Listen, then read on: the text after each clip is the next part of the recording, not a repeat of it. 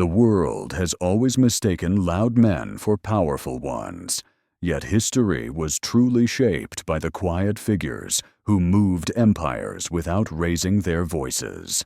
In the dim glow of an imagined fire, let us begin with a story that has always lived beneath the noise.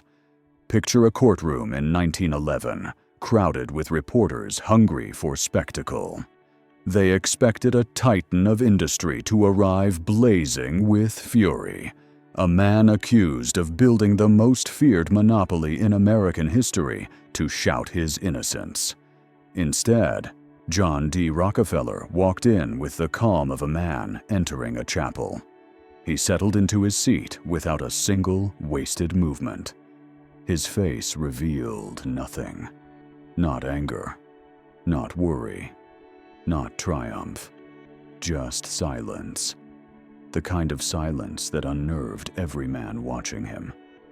He had survived the Civil War, the oil rush, betrayals, lawsuits, smear campaigns, rail conspiracies, and political storms. Through it all, he rarely raised his voice. While others shouted in newspapers and fought public battles, Rockefeller mastered the cold discipline of stillness. His diaries reveal a man who calculated in quiet moments. His rivals complained that they could never tell what he was thinking because he spoke so sparingly. Yet this quiet man built the most influential corporate empire the world had ever seen. This video is not about worshiping wealth. It is about understanding a hidden architecture of power that most people never see. The power of silence. The patience that forges monopolies. The concentration that bends fate. If these stories speak to you, consider supporting this journey by liking the video, subscribing to the Echoes of Wealth channel, or donating so more of these long-form essays can be created. Now, let us step deeper into the shadows where the real story begins. Rockefeller never moved in straight lines. He preferred the quiet corridors of strategy, the dimly lit spaces where a man could see without being seen. To understand the depth of his power, you must step back into Cleveland in the late 1860s, when oil refineries dotted the landscape like fever dreams. Most were run by desperate men chasing fast money. The city reeked of crude oil, the roads muddy and loud with the chaos of carts hauling barrels. Yet in the middle of this noise stood a man who behaved as if he were hearing a different rhythm altogether. John was not born with the aura he later carried. He was raised by a con-man father who sold fake medicine and vanished for months. His mother, devout and weary, taught him discipline in silence. As a teenager, he spent hours alone writing numbers in ledgers, long before he had any real business to manage. He would later say that those quiet hours with his books shaped him more than any victory. By the time he entered the oil business, he had already built the habit of thinking in solitude. He was never rushed, never flustered. People around him noticed that he listened more than he spoke, and when he did speak, it was always slow, measured, as if each word had been weighed on invisible scales. There is a story few remember now. During his early days at the refinery, a competitor attempted to intimidate him by spreading rumors that Rockefeller's operation was weak. Instead of responding publicly, John waited. He visited the man quietly, without bodyguards or allies. He spoke almost nothing. He simply observed the state of the man's refinery, asked a few calm questions, and left. 2 weeks later, that same competitor accepted a buyout offer from Rockefeller at a fraction of the original price. When asked why, The man admitted that Rockefeller's silence had frightened him more than any threat could. It made him feel as if he were negotiating with a force rather than a person. This pattern repeated across the industry. While others bragged about production numbers and signed noisy partnerships, Rockefeller moved through the night. He held private meetings with railroads at hours when cities were asleep. He bought refineries quietly through agents, so rivals did not realize a single entity was acquiring them one by one. His empire spread like a shadow, not with the fury of fire, but with the patience of a tide. Many believed he possessed an unnatural calm. Some said it came from his Baptist faith. Others whispered that it came from his father's manipulative lessons. The truth was simpler. Rockefeller understood that silence creates a vacuum, and a vacuum draws out the truth in others. When he entered a negotiation, he let the other man fill the silence. They revealed their anxieties, their weaknesses, their needs. He simply listened, and the more they spoke, the more power he held. What made his influence even more mysterious was his refusal to celebrate victory. When Standard Oil overtook Cleveland, he did not hold a feast. He did not speak to newspapers. He walked home, had dinner with his family, and wrote a line in his diary that said only, "Much accomplished today." That was all. No triumph, no boasting, just a quiet acknowledgement to himself that the wheel had turned. This silence was not passive. It was a weapon. The men who yelled the loudest often lost the most. Rockefeller knew that every outburst revealed something: a fear, a desire, a weakness. By refusing to reveal anything, he became unreadable. In the chaotic world of oil, the unreadable man becomes the unbeatable man. His rivals misunderstood him. They saw his calm and mistook it for softness. They saw his quiet demeanor and thought he lacked the hunger that drove other tycoons. Yet underneath that stillness was a mind that mapped entire industries like battlefields. He recorded every cost, every efficiency, every route, every negotiation. He studied the flow of oil as if studying the movement of armies, and he changed tactics without announcing them. When competitors slashed prices to hurt him, he lowered his further and did it silently. While they yelled about unfair play, he bought their rail contracts from under them. While they ranted in newspapers, he purchased their creditors. Silence was his shield. Silence was his sword. There was one negotiation that later became legend among the men who lived to tell it. Rockefeller sat across from a refinery owner who tried to raise his price at the last minute. John did not argue. He simply folded his hands, leaned back in his chair, and stared at the man for what felt like an eternity. No movement, no reaction, just a quiet, steady gaze. The man broke before Rockefeller uttered a word. He lowered the price on his own and apologized. Rockefeller finally spoke only to say, "I accept."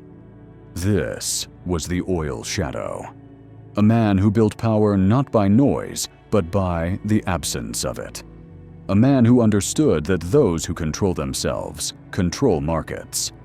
His silence was not emptiness. It was strategy.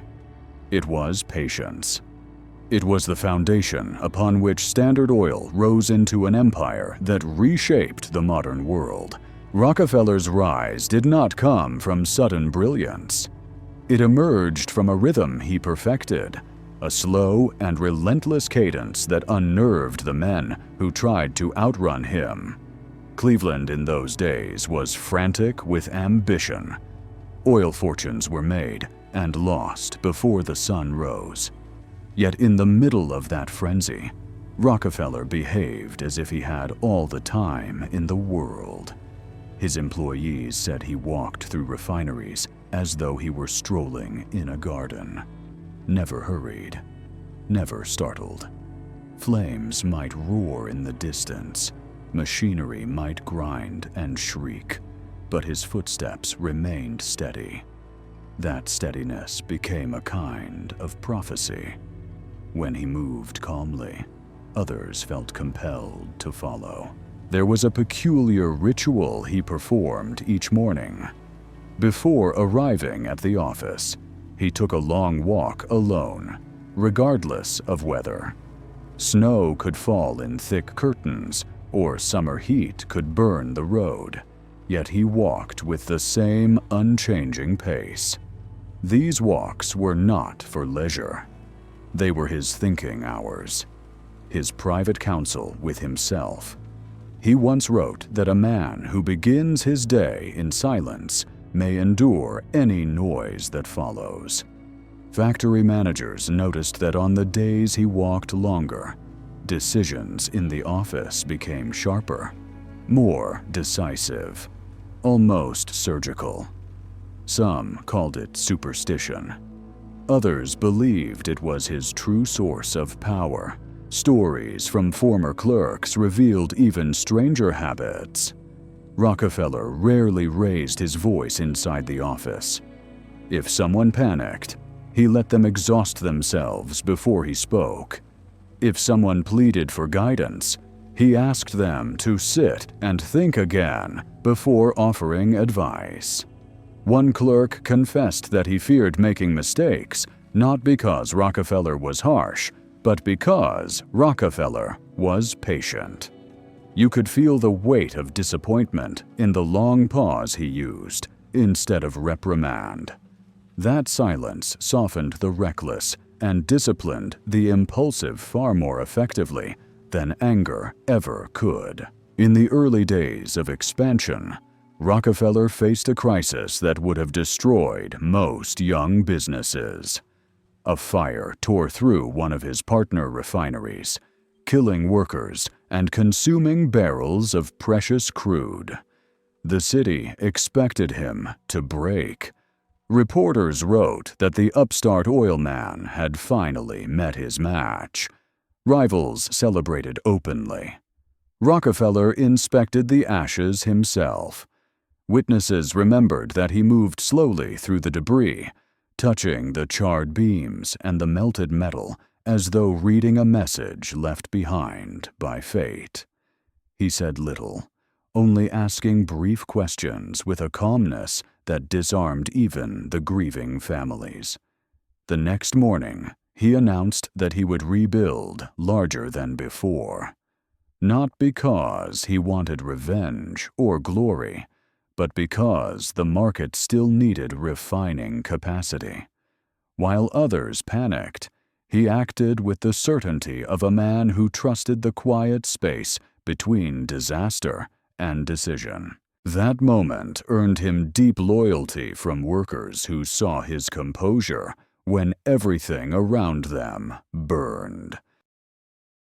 His silence also extended into his strategy with railroads.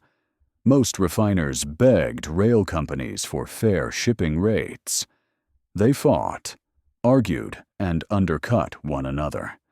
Rockefeller chose a different approach. He invited railroad executives to private dinners at his modest home. There were no crowds, no spectacles, no shouted bargains. He spoke in a soft voice, asked about families, listened to their frustrations about fluctuating cargo volumes. For the first hour of every meeting, he avoided business entirely. When he finally mentioned oil shipments, he framed the discussion as a long partnership rather than a short transaction. Executives later said that speaking to Rockefeller felt like speaking to a pastor or a physician.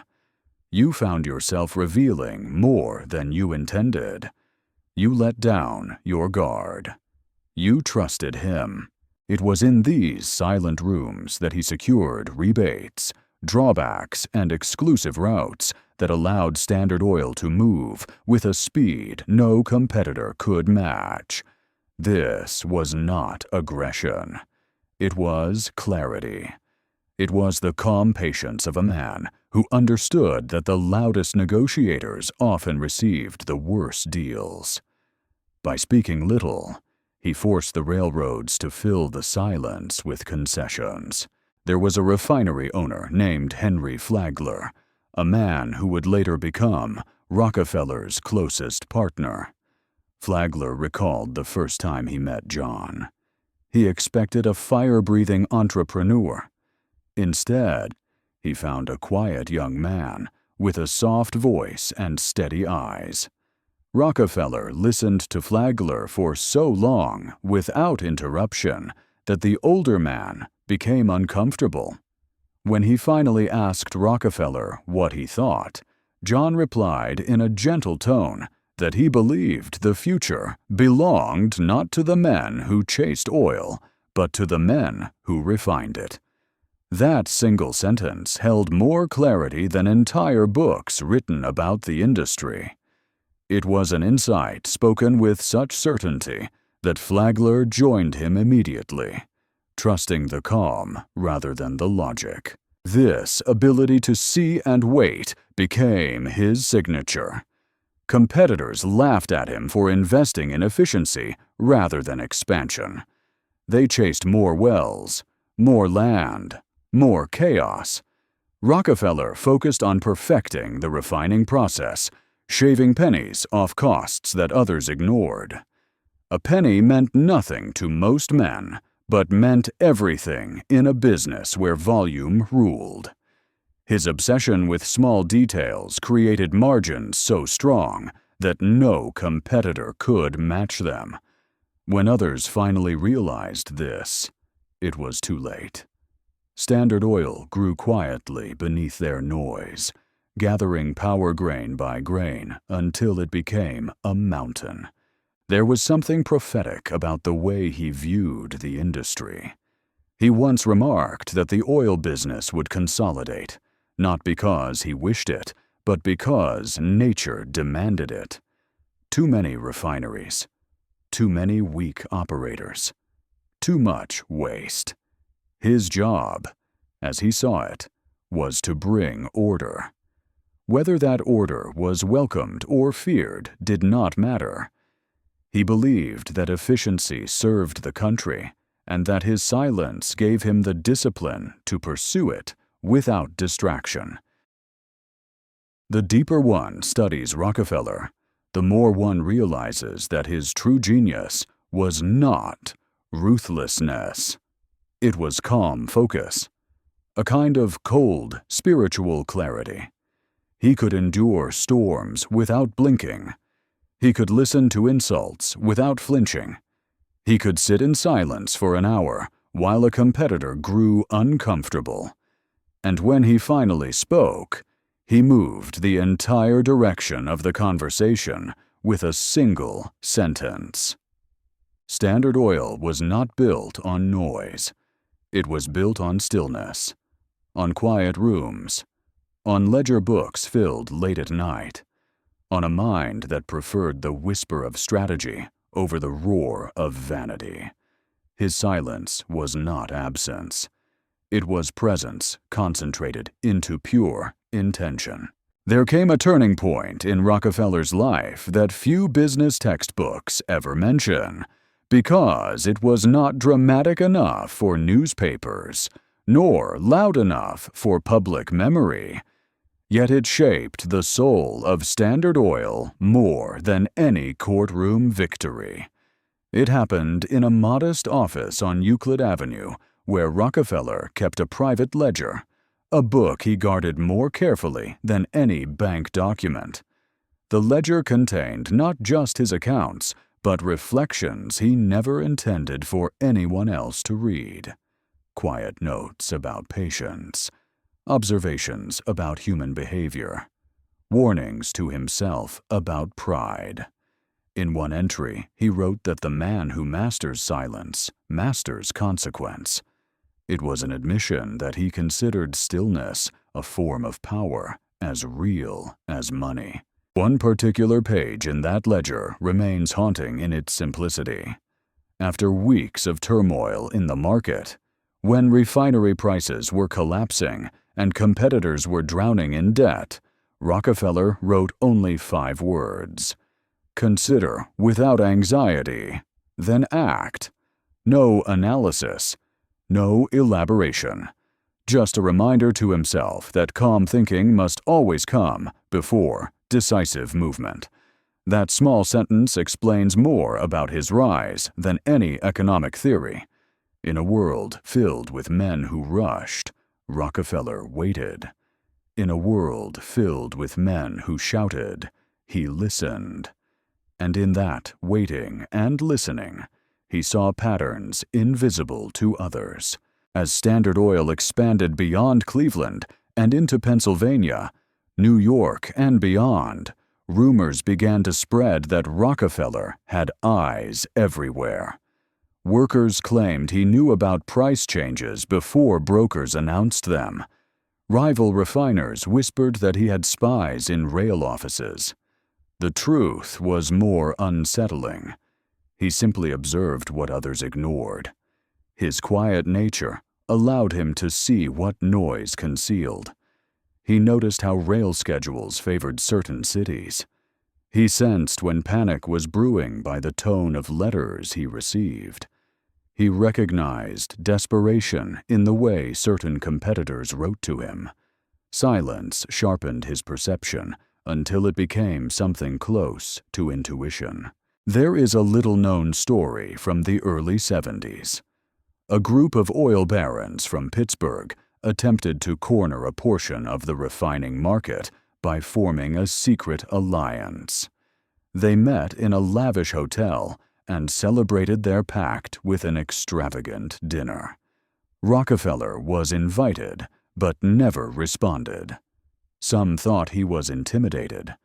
Others believed he did not understand the significance of their alliance.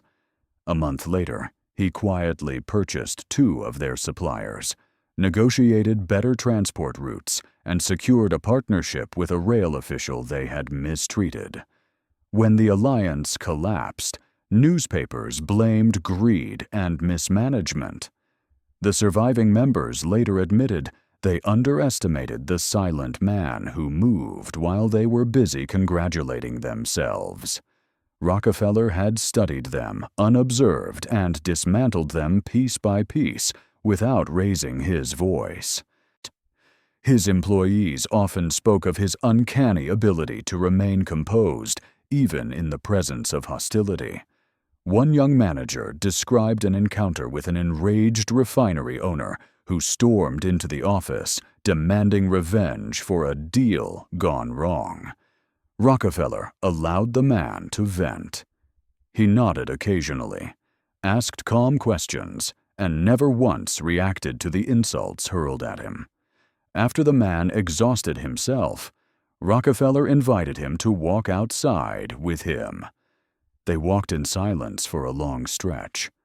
When they returned, the man apologized and eventually agreed to a partnership that benefited both sides.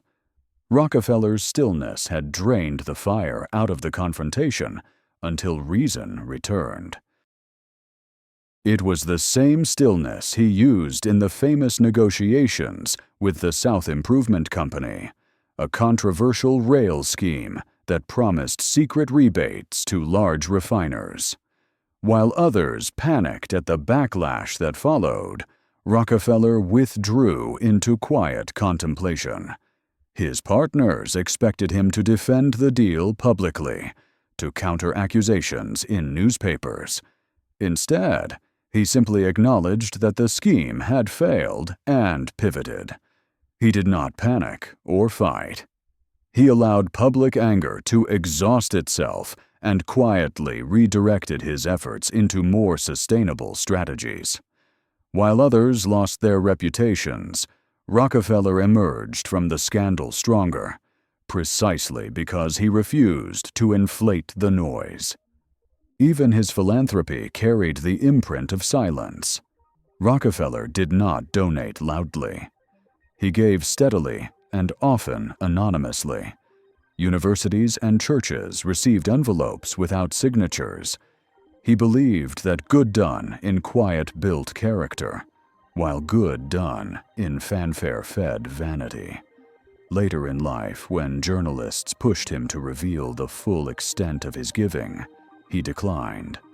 Some suspected he feared criticism. The truth was simpler. He believed that blessings whispered were more sacred than blessings announced. His silence also hid a lifelong struggle with his own emotions. Behind closed doors, he battled moments of doubt and fear like any other man. In letters to trusted friends, he wrote about the weight of responsibility and the loneliness of leadership. Yet he never allowed these private storms to spill into the public sphere. He understood that leaders who reveal their turmoil too quickly shake the confidence of those who follow them.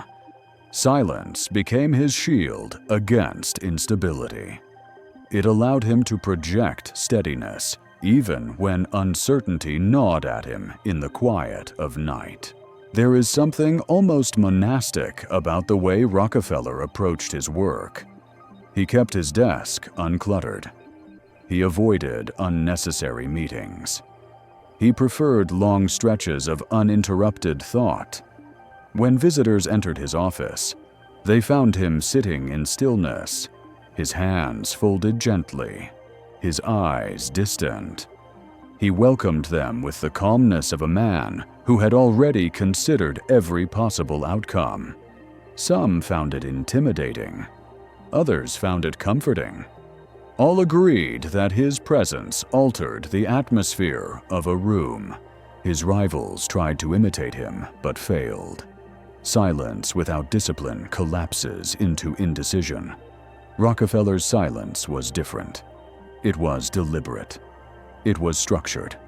It was filled with intention. Behind every quiet moment lay a plan. Behind every pause lay a calculation.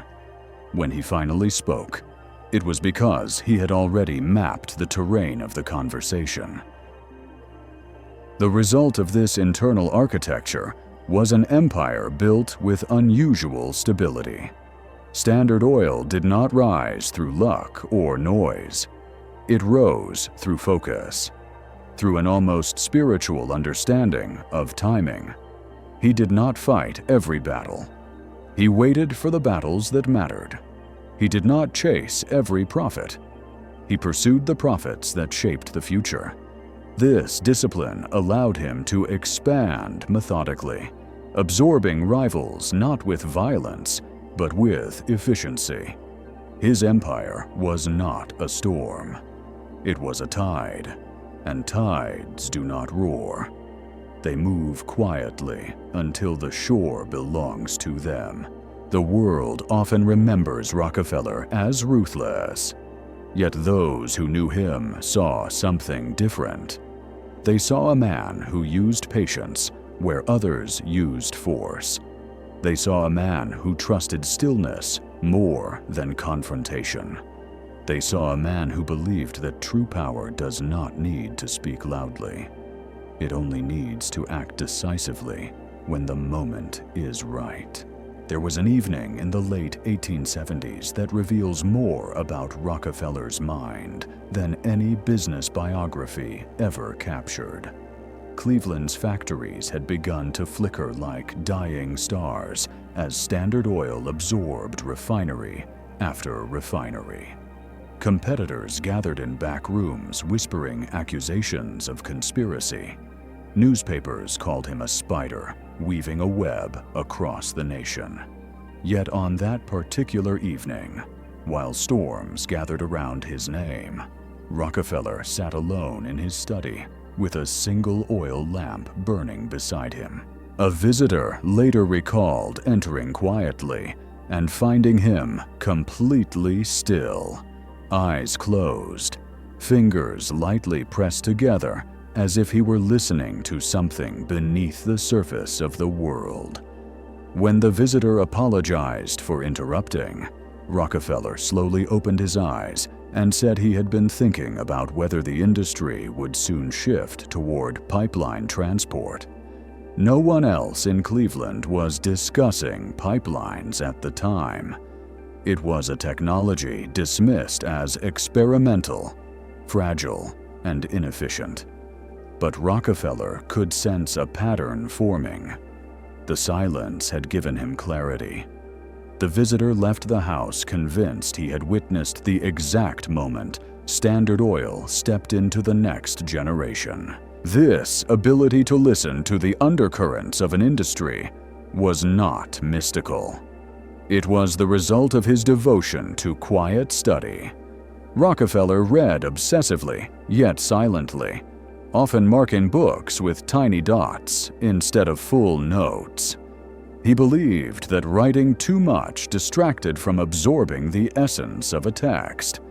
He studied chemistry, transportation networks, foreign markets, and even psychology. He was not a brilliant scientist nor a visionary inventor, but he understood the importance of widening his awareness.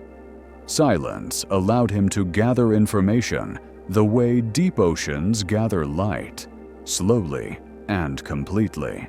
Despite this depth, Rockefeller was often underestimated because he rarely showed his full intellect. In meetings, he asked simple questions.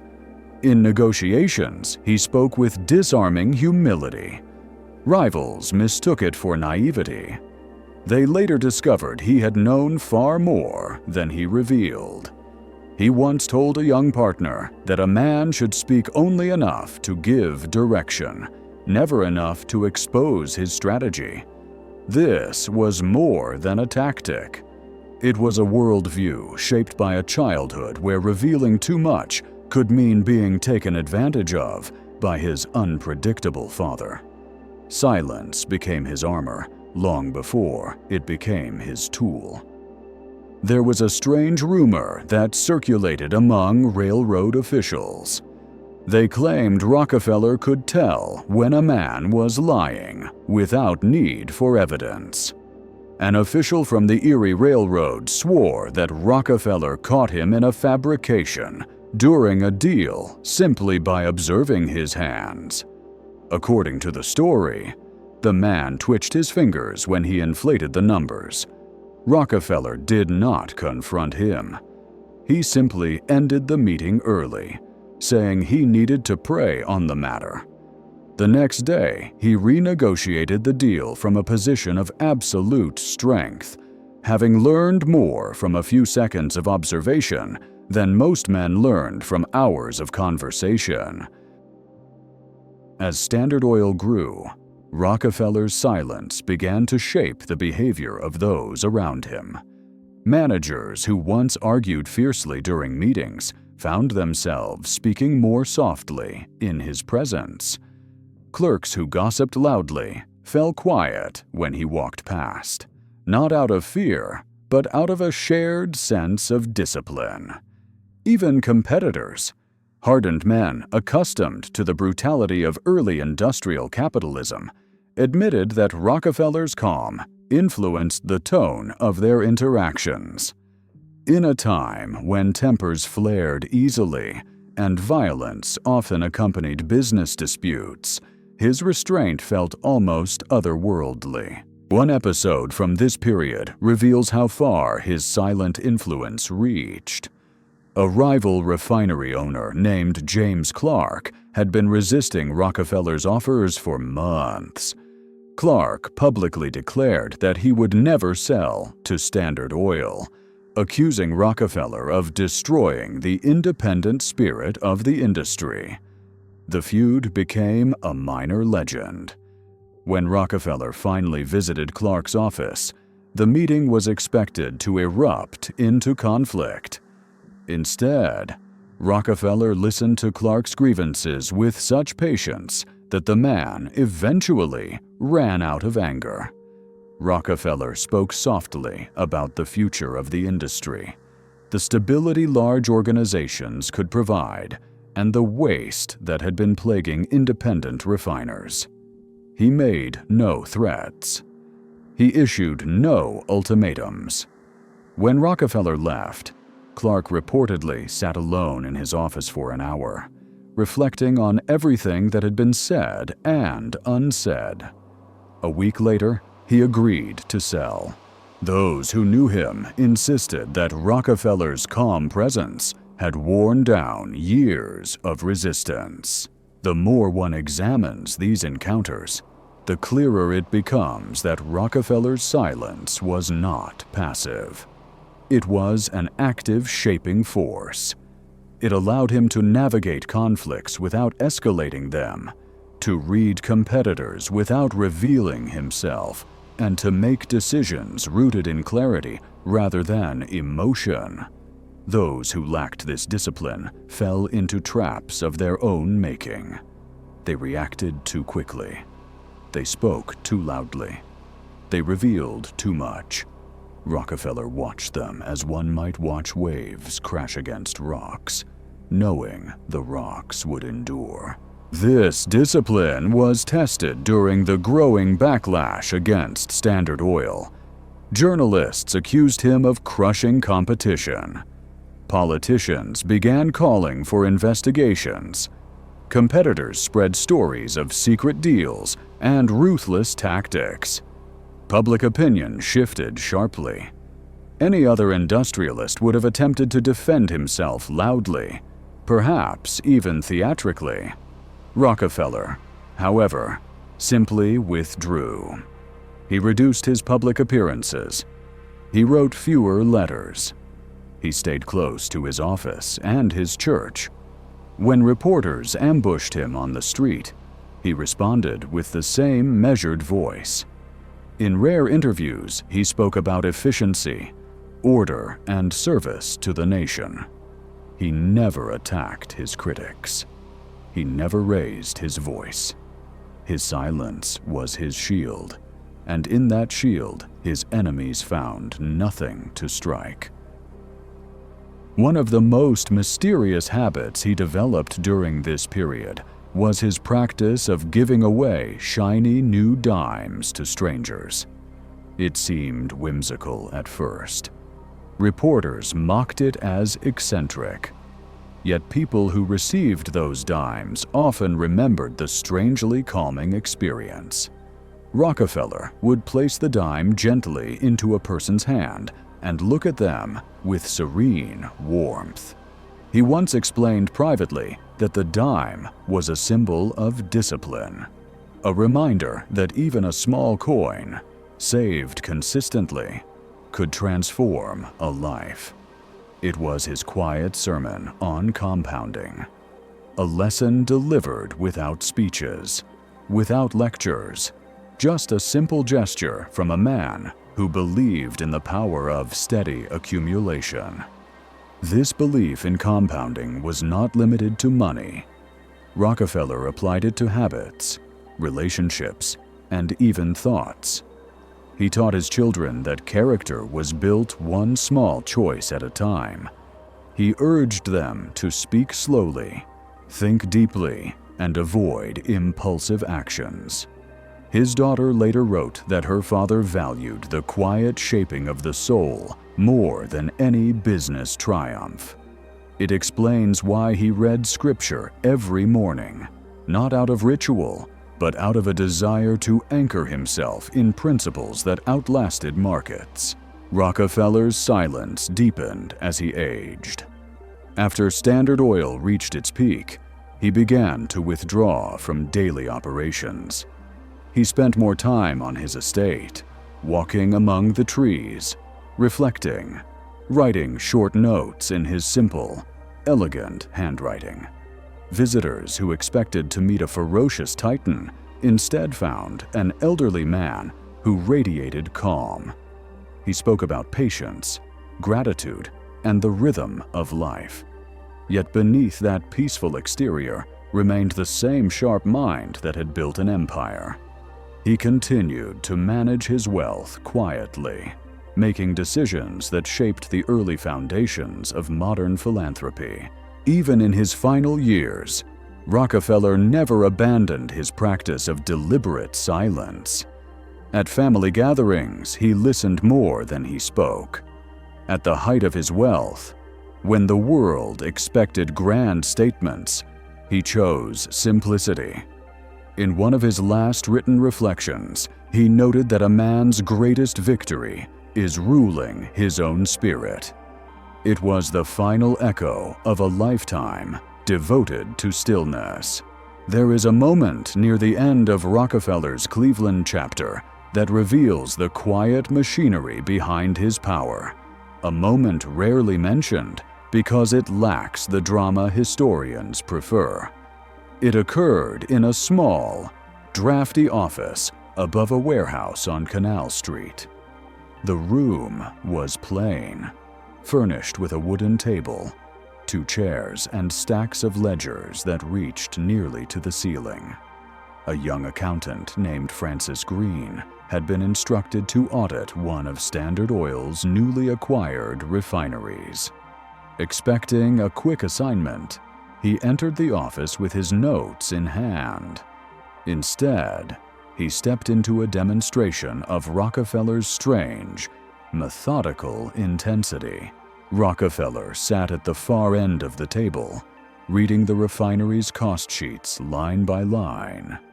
He did not look up when Green entered. He did not greet him. He continued reading in total silence, turning each page with careful precision. Green stood awkwardly until Rockefeller finally gestured for him to sit. For nearly 30 minutes, neither spoke. The only sound was the soft rustle of paper. When Rockefeller finally broke the silence, he asked a single question. "What is the exact waste percentage in their distillation process?" Green gave the number confidently. Rockefeller asked the same question again, then again, until Green began to doubt himself. Rockefeller then pointed to a figure he had circled in the margin.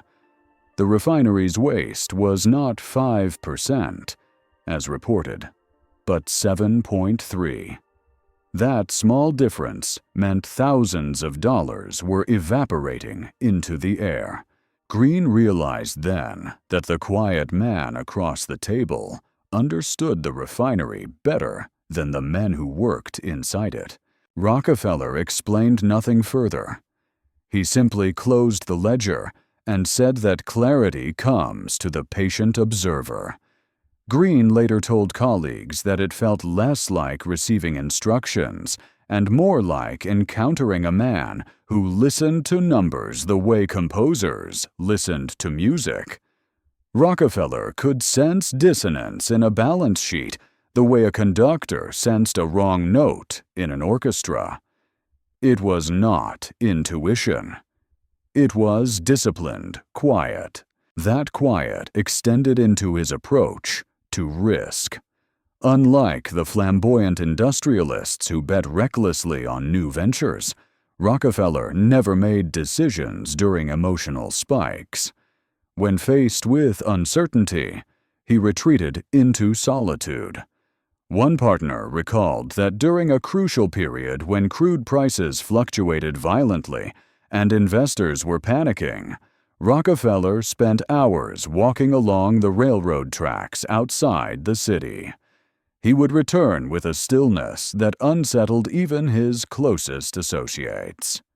Then, with that calmness as foundation, he would make decisions that appeared bold but were rooted in deep calculation. His silence before decision became legendary within the company. Employees came to understand that when Rockefeller withdrew into his inner chamber of thought, change was coming. His calmness did not mean he lacked ambition. His ambition was simply disguised beneath layers of discipline. There is a remarkable letter he wrote to a distant cousin, in which he confessed that he wanted Standard Oil to be the backbone of America's industrial future. He wrote that he wanted to build stability in a business defined by chaos. He believed the nation needed order, and that his company could provide it. Yet he also admitted that he would rather move in shadow than in spotlight. He did not crave fame. He craved effectiveness. He did not pursue admiration. He pursued inevitability. Many people misread his silence as secrecy, but Rockefeller often shared his reasoning with those he trusted. During a private conversation with his brother William, he explained why he avoided public confrontation. "Noise," he said, "feeds the ego, and the ego is the enemy of long-term success. If a man seeks to dominate an industry, he must first dominate himself." William, who was more outspoken and impulsive, struggled to understand this philosophy. Rockefeller gently reminded him that markets reward discipline far more than passion. That conversation became a quiet turning point for the entire corporation, because Standard Oil began to function not as a collection of ambitious men, but as an organism guided by Rockefeller's steady rhythm. In those years, Standard Oil grew not through violence, but through gravity. It pulled smaller businesses toward it. Bankers preferred lending to Standard because of Rockefeller's reputation for caution. Railroads preferred partnering with him because his shipments were predictable and his demands reasonable. Even competitors who despised him often admitted that selling to him provided more stability than fighting him. They did not yield because they were weak. They yielded because Rockefeller's stillness made resistance feel futile. One such competitor was an elderly refiner from Titusville named Isaac Hewitt, a man known for his fiery temper. Hewitt publicly called Rockefeller a tyrant. He vowed he would never sell his refinery to any monopoly. When Rockefeller visited him, Hewitt launched into a long, angry tirade about the death of free enterprise. Rockefeller did not interrupt. He waited until the older man exhausted himself. Then, speaking in his quiet voice, he asked Hewitt whether he wished to leave his children a stable legacy or a sinking business. Hewitt's fury dissolved into uncertainty. Rockefeller spoke of efficiency, supply chains, and the future of petroleum. Not once did he insult the man. Not once did he raise his voice. Hewitt sold the refinery a month later. His family later said that Rockefeller's calmness had left a deeper impression than any business argument could have. Rockefeller's ability to endure attacks without retaliation became both his armor and his paradox. Journalists painted him as cold. Novelists portrayed him as ruthless. Politicians accused him of domination. He responded to none of it directly. He believed that answering criticism lent power to the critic. Instead, he let time reveal the truth. In private, he wrote that anger blinds the mind, and noise blinds the soul. He refused to let either cloud his judgment. Perhaps his most astonishing display of silence occurred during the antitrust investigations. As the government scrutinized Standard Oil, Rockefeller maintained his steady demeanor. Reporters followed him relentlessly, hoping to provoke a reaction. He responded with gentle smiles and soft greetings. He told jokes. He handed out his famous dimes. He looked as though he were enjoying a long vacation rather than standing at the center of a national storm. Observers were baffled. How could a man under such pressure appear so serene? The answer lay not in arrogance, but in a lifetime of cultivating inner stillness. He trusted his discipline more than he feared the outcome. Even after the Supreme Court ordered Standard Oil to be dissolved, Rockefeller remained calm. While the world expected him to curse his fate, he walked into his garden and trimmed his roses. He told a reporter that he accepted the judgment as part of life's unfolding. He did not resist what could not be changed. He simply adapted. His wealth increased in the years after the breakup because he held on to the newly separated companies with the same patience he had always practiced. What becomes clear in all of this is that Rockefeller's silence was not merely a personality trait. It was a philosophy, a method, a way of experiencing the world with clarity, unshaken by chaos. He believed that power built quietly endures longer than power built in noise. His empire eventually dissolved, but his approach to life outlived every refinery, every lawsuit, every headline. And now, standing at the threshold of his story, one begins to see the deeper lesson emerging from the shadows. The greatest victories are not won through force.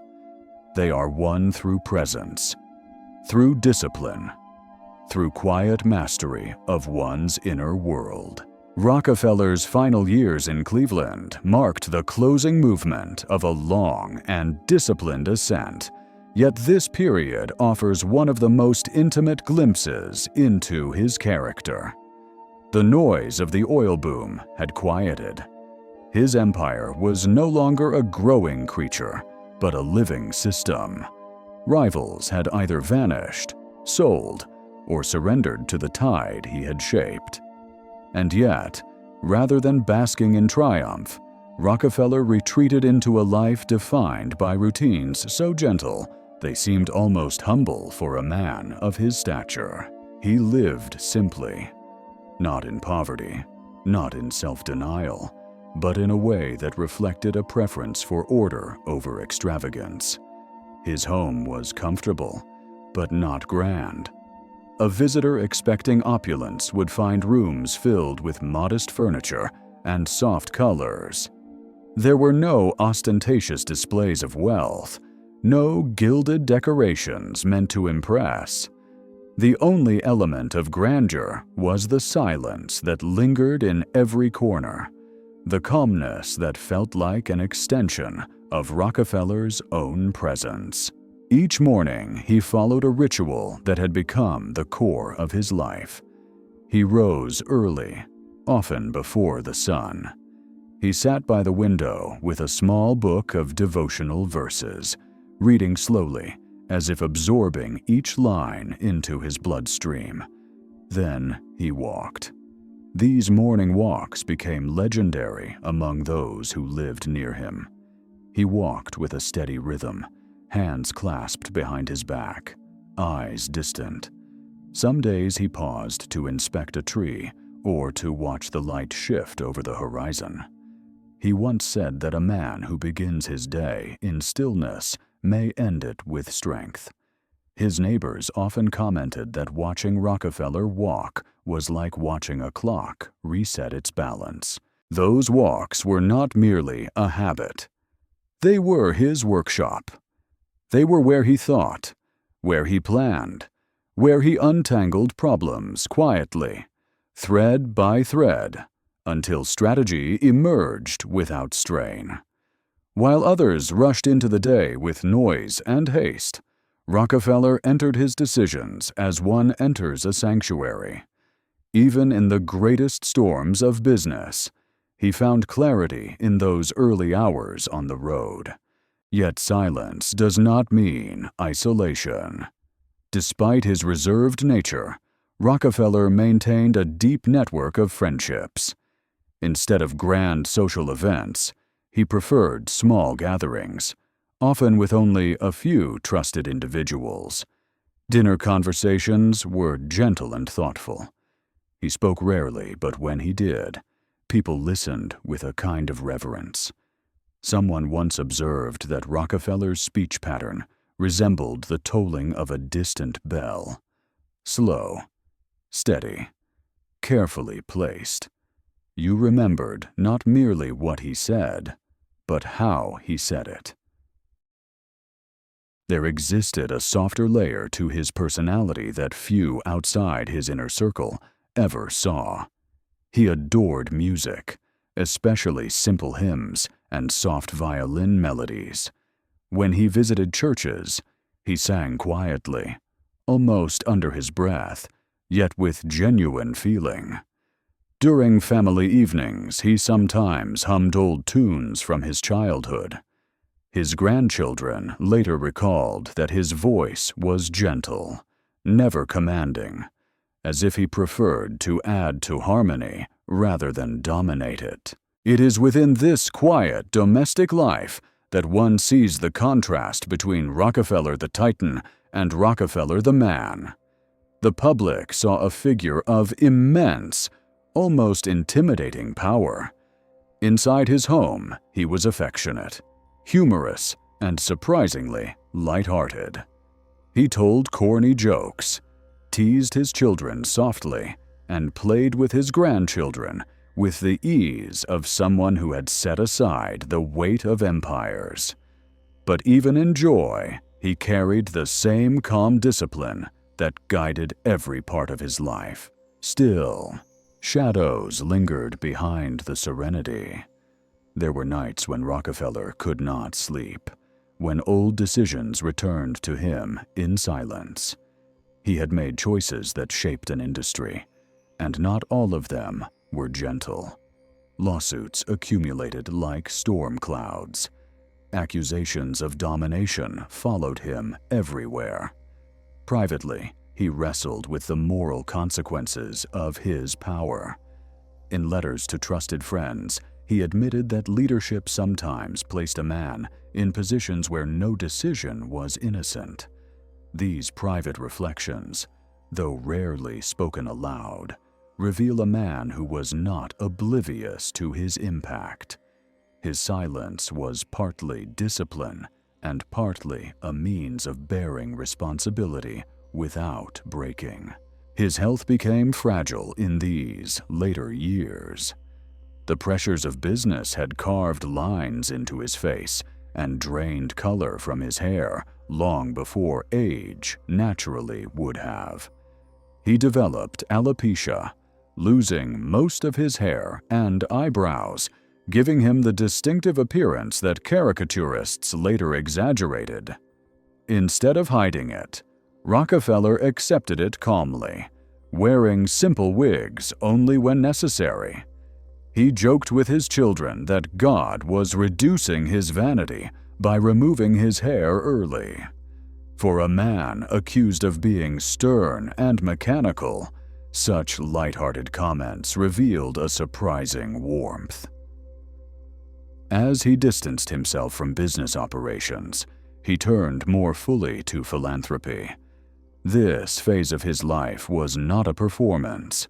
It was the continuation of a belief he had held since youth, that wealth was a trust to be delivered responsibly. But he did not trumpet his giving. He disliked attention and refused to attach his name to many of his donations. Universities, churches, and medical institutions benefited quietly from his generosity. He wrote that the noise of charity should never outweigh the good it creates. The world eventually discovered the magnitude of his contributions only after his death. During these final years in Cleveland, Rockefeller also developed a peculiar habit of keeping small notebooks in his pockets. He recorded thoughts, observations, fragments of scripture, and occasional insights about human nature. Scholars who studied these notebooks found patterns that echoed throughout his life. Notes about patience, notes about discipline, notes about the value of silence. One line in particular stands out. "A man is saved by his peace, not by his power." It was the mantra of a man who had lived surrounded by storms, yet had built his life upon stillness. Perhaps the most poetic moment of this era came when Rockefeller prepared to leave Cleveland permanently. Standard Oil had grown beyond the city, and the center of his life was shifting toward New York. Before he departed, he took one last long walk through the streets that had shaped him. He visited the old refineries, the office where he signed his first contracts, the church where he sat through countless sermons as a young man. He was seen standing quietly in front of his first modest workplace, staring at the faded bricks as if he were reading history written on their surface. Those who saw him that day described him as serene, almost detached, as if he were closing a chapter of his soul. He said nothing publicly about the move. He offered no speeches, no farewells. He simply walked the familiar streets, letting memory settle into silence. And then he left, not with fanfare, but with the same calmness with which he had arrived decades earlier. The legend of Rockefeller's silence begins in Cleveland, but it was in these final moments, stepping away from the city that had birthed his empire, that the full meaning of that silence crystallized. It was not the silence of a man hiding from judgment. It was the silence of a man who understood the rhythm of destiny, of a man who had mastered the stillness from which all great decisions emerge. Andrew Carnegie did not enter the world quietly. He arrived with the force of a man determined to escape the poverty he was born into. His childhood in Dunfermline had been filled with hunger, cold nights, and the relentless clatter of weaving looms. The noise of those machines shaped him, carved ambition into him, and left him with a spirit that could not sit still. When his family emigrated to America, Carnegie watched his parents struggle with the same silence Rockefeller was raised in. But unlike Rockefeller, he hated quiet. Silence reminded him of helplessness. He believed survival required noise, movement, and visible strength. That belief would carry him far and eventually destroy him. By the time he entered the steel industry, Carnegie had already built a reputation for being bold, fiery, and unstoppable. He spoke quickly, thought quickly, and demanded action from those around him. In Pittsburgh, he became the embodiment of industrial America's loud confidence. He loved the roar of the furnaces, the sparks that flew like angry stars, and the thunder of iron being shaped into rails. Where Rockefeller built his empire in stillness, Carnegie built his in heat and sound. People admired him for it. Workers feared him. Politicians courted him. Reporters worshipped him. He was the man of progress, the man who believed that the world must be bent into form, even if it meant breaking things along the way. But every titan has a shadow, and Carnegie's shadow took the shape of Henry Clay Frick. Frick was carved from an entirely different stone. Where Carnegie thrived in noise, Frick thrived in pressure. He was a man of rigid discipline, methodical to the point of severity. He lacked Carnegie's charm, but possessed a cold determination that frightened even his closest associates. Together, they built the greatest steel empire in American history, yet the tension between their personalities grew with each passing year. Carnegie needed admiration. Frick needed control. It was a dangerous combination, and it would lead them toward one of the darkest confrontations of the Gilded Age. The Homestead Strike became the crucible in which both men revealed their true nature. It began with whispers. Workers at the Homestead Steelworks were restless, demanding better conditions and fairer wages.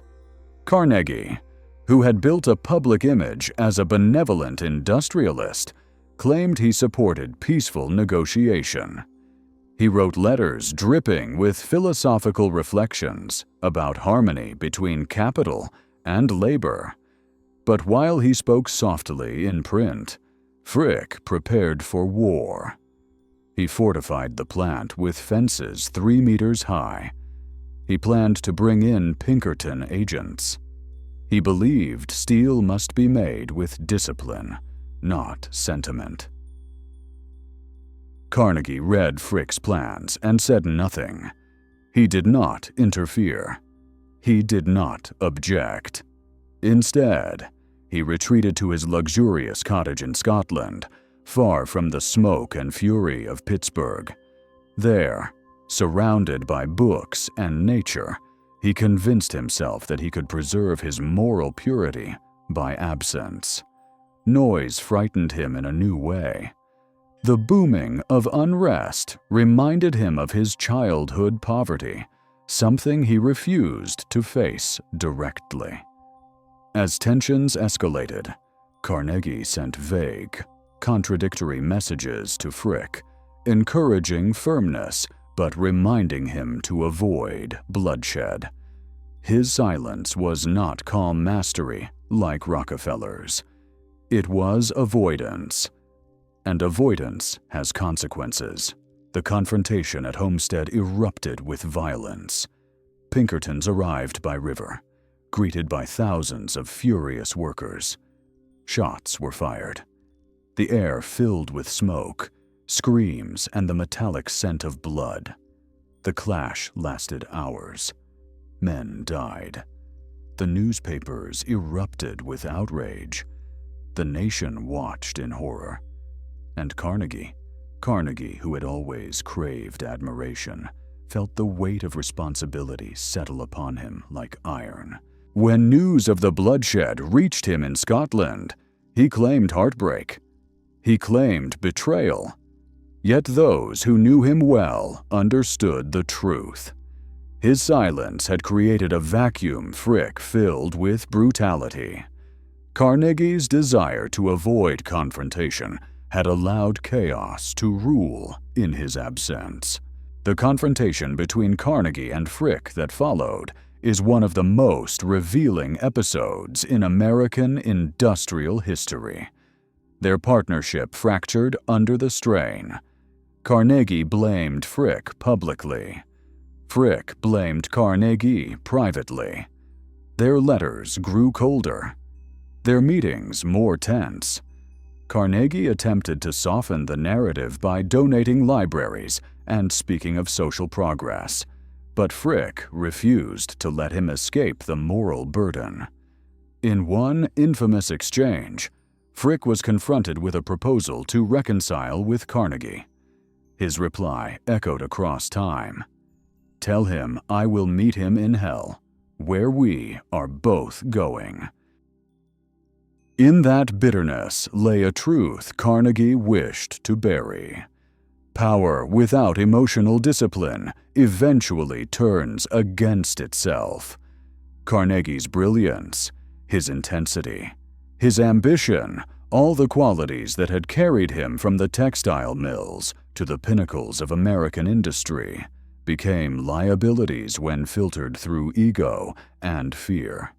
He reacted too impulsively, sought too much praise, and allowed noise to distort his judgment. Historians often focus on the steel empire Carnegie built, but the deeper story lies in the internal conflict that defined his life. He was a man who wanted to be loved, yet demanded obedience. A man who preached harmony, yet relied on harshness. A man who believed he could outrun the consequences of his own contradictions. After Homestead, he tried to retreat into gentleness. He wrote about world peace, founded libraries, funded universities, and filled the world with symbols of generosity. But none of this erased the truth that the confrontation with Frick had revealed. Carnegie had not mastered his own spirit. He had not cultivated the inner silence that protects a man from the storms he creates. In this chapter, Carnegie stands not as a villain, but as a warning. Power amplified by ego becomes uncontrollable. The lack of calm becomes a form of blindness. And in the world of wealth and industry, blindness is fatal. Carnegie returned from Scotland with a shaken spirit. The homestead disaster clung to him like smoke, seeping into every corner of his reputation. He tried to walk through Pittsburgh with the confidence he once carried, but the city felt different now. Workers turned their faces away. Newspapers portrayed him in a harsher light. Even those who had admired his rise whispered that perhaps he had built his empire too quickly, too forcefully, with too much faith in his own greatness. He attempted to regain control of the narrative, yet his instinctive response was not calm reflection, but frantic motion. He wrote letters defending his intentions. He published essays explaining why steel needed discipline. He gave interviews speaking about harmony between labor and capital. But none of it carried the weight of truth. His words sounded like the echo of a man trying to rewrite what the world had already seen. Frick, meanwhile, moved through the aftermath with cold defiance. He showed no remorse, no hesitation, no interest in softening the consequences. He believed Carnegie's silence had betrayed him and refused to let the public forget that Carnegie had approved the plan in writing. To those close to him, Frick expressed a bitterness that seemed to deepen with every passing day. He believed that he had done what was necessary to protect the mill, and that Carnegie was now shedding responsibility to save his image. Between the two men, a rift opened that could never be bridged. This widening distance became one of the defining tragedies of Carnegie's life. Once they had been partners, two forces forging steel into the bones of a nation.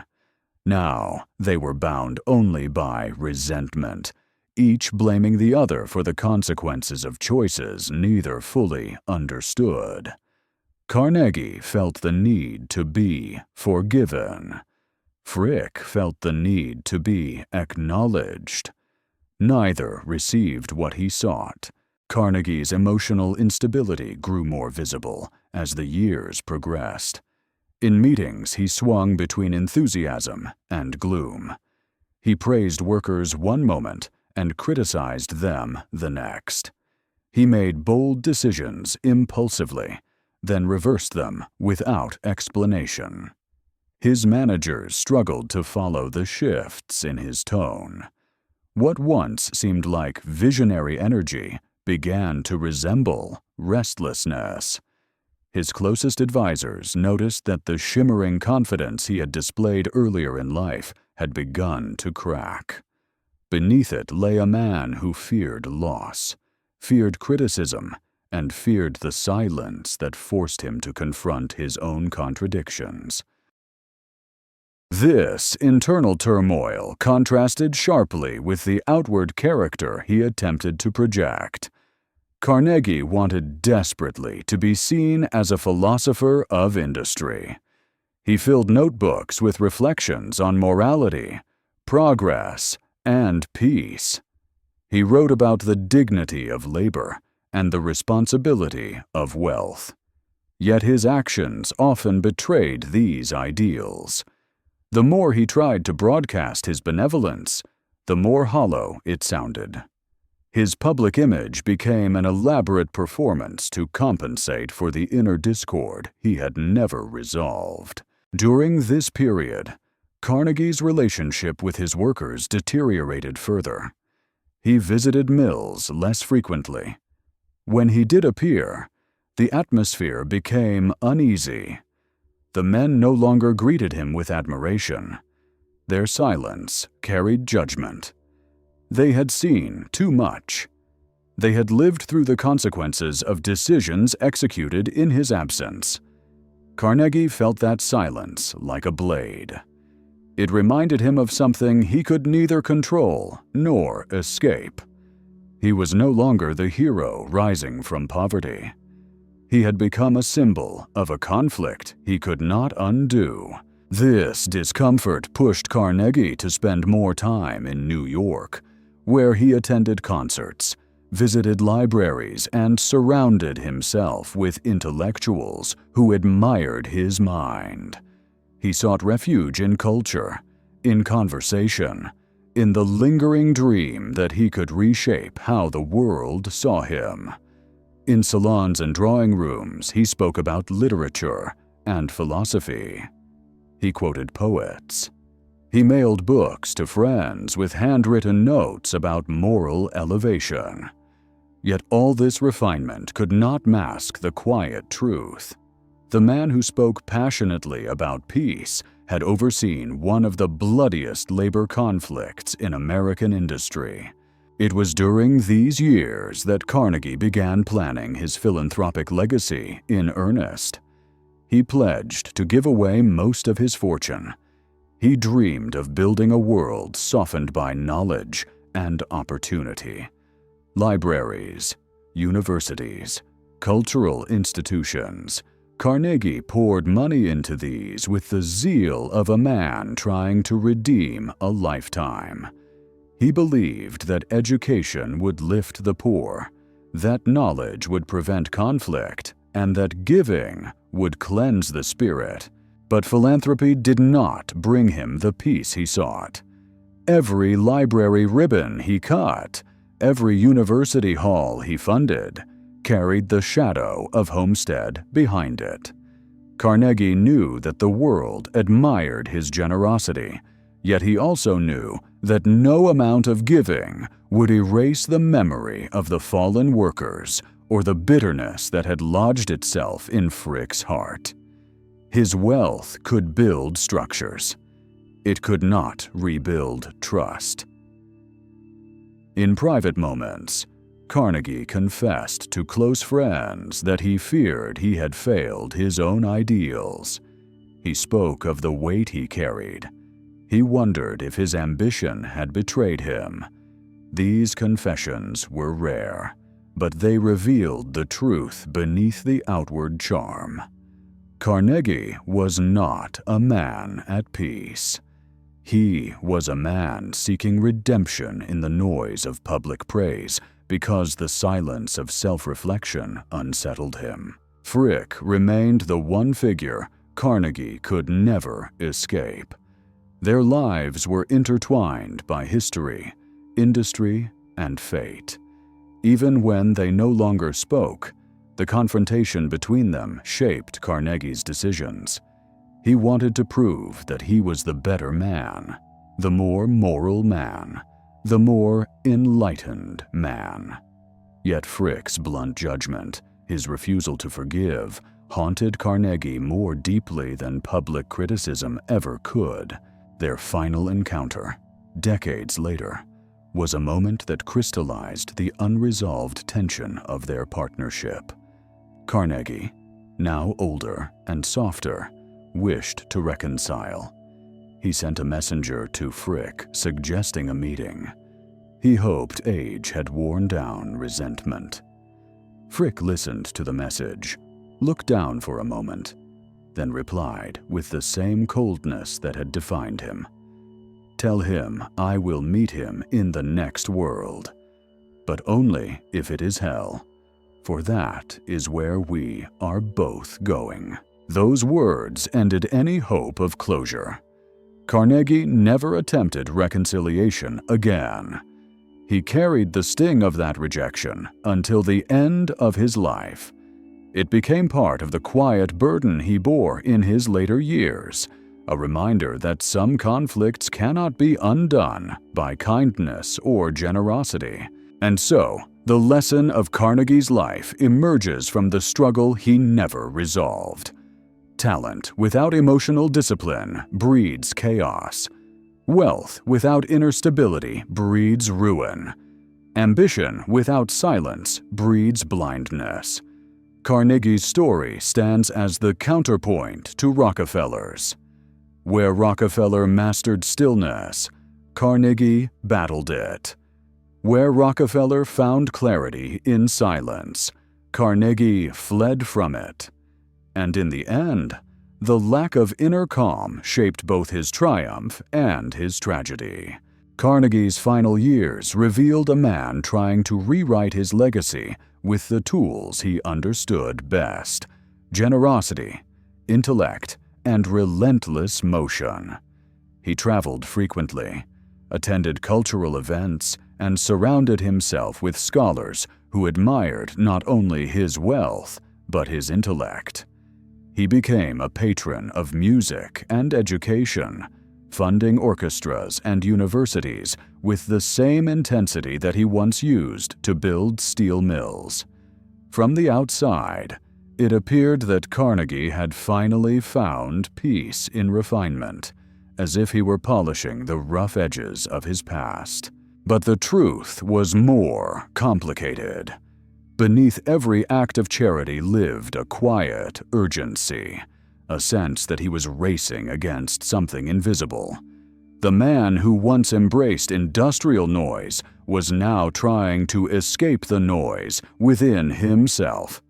He spoke often about the responsibility of the wealthy, about the moral obligation to uplift society. His famous Gospel of Wealth essay declared that a rich man should become a steward of his fortune, using it for the greater good. Many praised the vision. Few saw the confession hidden between its lines. Carnegie was trying to atone. He threw himself into philanthropy with a fervor that bordered on obsession.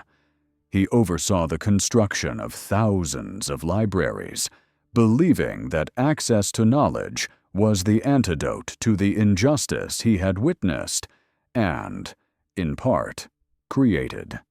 He funded scientific research, cultural programs, and peace initiatives across continents. He envisioned a world in which education dissolved the tension between labor and capital. Yet every gift he gave was shadowed by the memory of Homestead. It was a memory that could not be repaved with marble floors and towering stacks of books. His emotional contradictions grew sharper with age. On some days he appeared cheerful, proud of the institutions he had built, convinced that he was doing meaningful work. On other days he withdrew into himself, uneasy, restless, haunted by the sense that no matter how much he gave, something in him remained unresolved. Those close to him began to notice the moments when his eyes grew distant during conversations, as if he were drifting into a world the others could not enter. His wife, Louise, commented privately that Andrew often looked peaceful on the surface, but carried storms within. Part of this internal chaos came from the simple truth that Carnegie could not escape his past. He tried. He tried with every library built and every speech given in the name of progress. But when he read reports of new labor disputes across the country, he felt a familiar ache. He understood the desperation of the workers. He had been one of them once. Yet he also understood the pressure placed upon managers and owners. He had lived that too. The conflict between compassion and ambition, between justice and efficiency, between human dignity and industrial necessity. This conflict shaped him from childhood, followed him through success, and now lingered in his twilight years with renewed force. He wrote extensively during this period, filling notebooks with reflections on peace, wisdom, and the soul's obligations. One entry stands out. A man may conquer nations, yet fail to conquer his own heart. It was a sentence heavy with regret and longing. He understood that internal mastery had eluded him, that his victories had come at the price of an imbalance he had never learned to tame. Even as his philanthropic legacy flourished, a part of him remained trapped in the memory of that confrontation with Frick. It was not simply personal. It symbolized the dual nature of his own character. He admired Frick's iron will, yet feared it. He wanted Frick's loyalty, yet provoked his hostility. He wanted power without brutality, yet his empire had required both. Their conflict was not just between two men. It was between two halves of Carnegie's soul. When reporters asked him late in life if he had any regrets, Carnegie responded with a smile that did not reach his eyes. "Regret is a useless emotion," he said softly. "A man must look forward." But his notebooks tell a different story. They reveal a man wrestling with questions of moral responsibility. They reveal a man who understood the cost of ambition. They reveal a man who wanted forgiveness but did not know how to ask for it. And yet, despite this turmoil, there was beauty in Carnegie's final evolution. His generosity changed the cultural landscape of America. His libraries opened doors for millions. His universities produced generations of thinkers and innovators. His foundation for international peace became a cornerstone of modern diplomacy. He poured his energy into building institutions that outlived him. In this way, he achieved a form of redemption, not through silence, but through creation. In his last years, Carnegie retreated to his estate in Lenox, Massachusetts. The pace of his life slowed for the first time. He spent long hours reading, walking through the gardens, and writing letters filled with gentle reflections. The roar of the furnaces, the clash of Homestead, the fierce debates with Frick all seemed distant, like echoes from another life. He became almost pastoral in his old age, smiling easily, entertaining visitors with stories of his youth, and offering advice to young men who admired his journey. But even in the quiet countryside, he could not fully escape the confrontation that had shaped his life. That wound had become part of him, a reminder that no amount of achievement can erase the consequences of decisions made without inner harmony. Carnegie died wealthy, celebrated, and influential. Yet he died carrying the tension he had spent a lifetime avoiding. The conflict between ambition and compassion remained unresolved. And this is where the lesson of Carnegie's story becomes clear. Power without inner stillness leads to walls built too quickly, bridges burned too easily, and partnerships destroyed by ego. Wealth accumulated through noise collapses under its own contradictions. The man who cannot sit quietly with himself will eventually be undone, not by enemies, but by his own unrest. Rockefeller's empire was built on silence. Carnegie's was built on sound. One endured, the other fractured. Between these two lives, we glimpse the deeper truth. The world rewards ambition, but destiny rewards the man who masters his own spirit. The year was 1907, and Wall Street trembled beneath the weight of fear.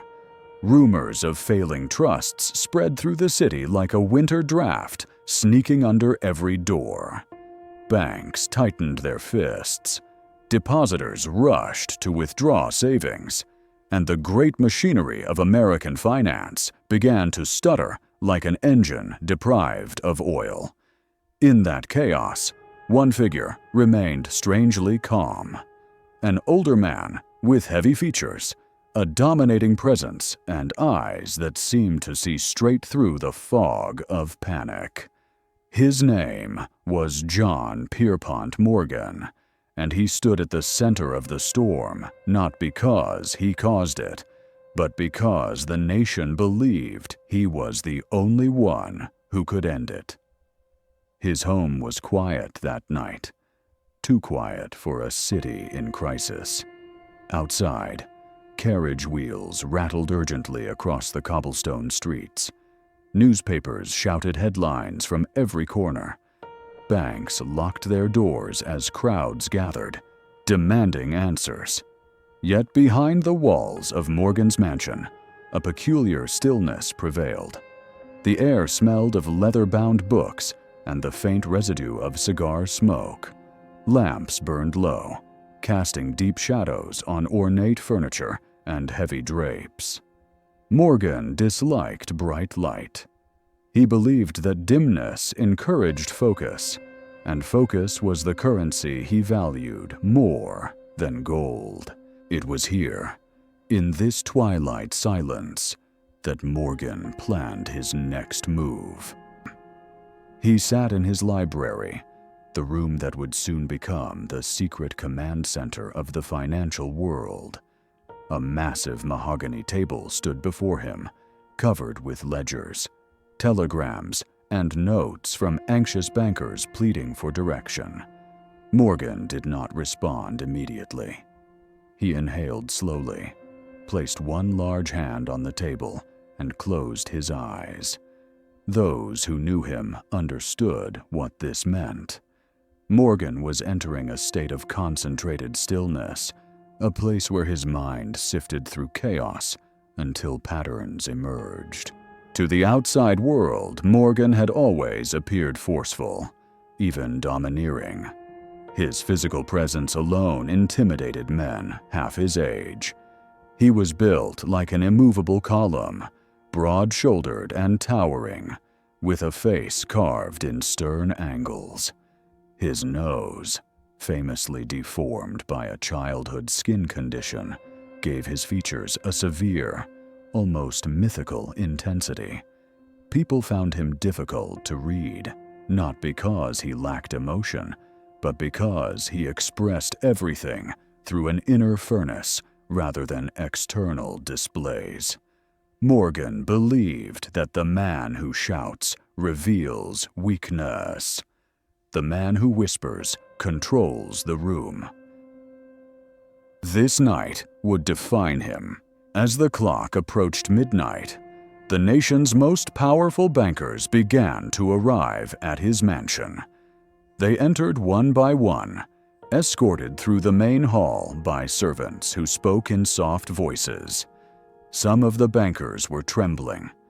Others tried to mask their fear behind stern expressions, but all understood the significance of being summoned by Morgan. When he called, men came, not because he asked politely, but because his authority felt as inevitable as gravity. The library door closed behind them with a heavy click, sealing them inside the space that would determine the fate of America's financial system. Morgan sat at the head of the table, still silent. The lamps flickered, casting tall shadows on the walls. The bankers shifted uneasily. They whispered among themselves, trying to anticipate Morgan's intentions, but he did not look up. The minutes dragged on. Finally, Morgan opened his eyes. He scanned the room slowly, forcing each man to hold his gaze. One by one, their whispers died away. Silence spread through the library like a tightening grip. The atmosphere became dense, almost suffocating. No one dared speak first. Morgan preferred this moment. He used silence as a deliberate tool, letting it settle over the room until the noise of uncertainty dissolved and the truth was forced to emerge. Men who were proud in daylight became children under that silence. They shifted, swallowed hard, avoided eye contact. Morgan watched them with the patience of a man accustomed to holding power without raising his voice. Then he finally spoke. "We will save the system, but you will do exactly as I say." There was no vote, no debate, no polite exchange of opinions. Morgan was not asking for cooperation. He was declaring necessity. His voice carried the weight of inevitability.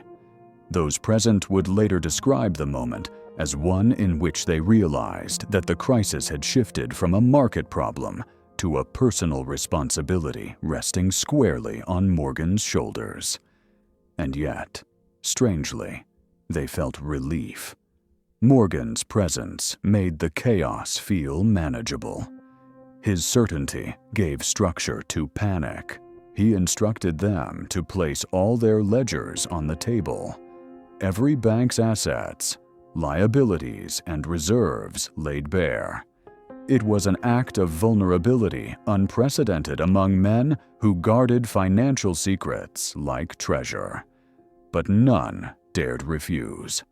Morgan sorted through the figures with astonishing speed, circling numbers, drawing conclusions, calculating lifelines.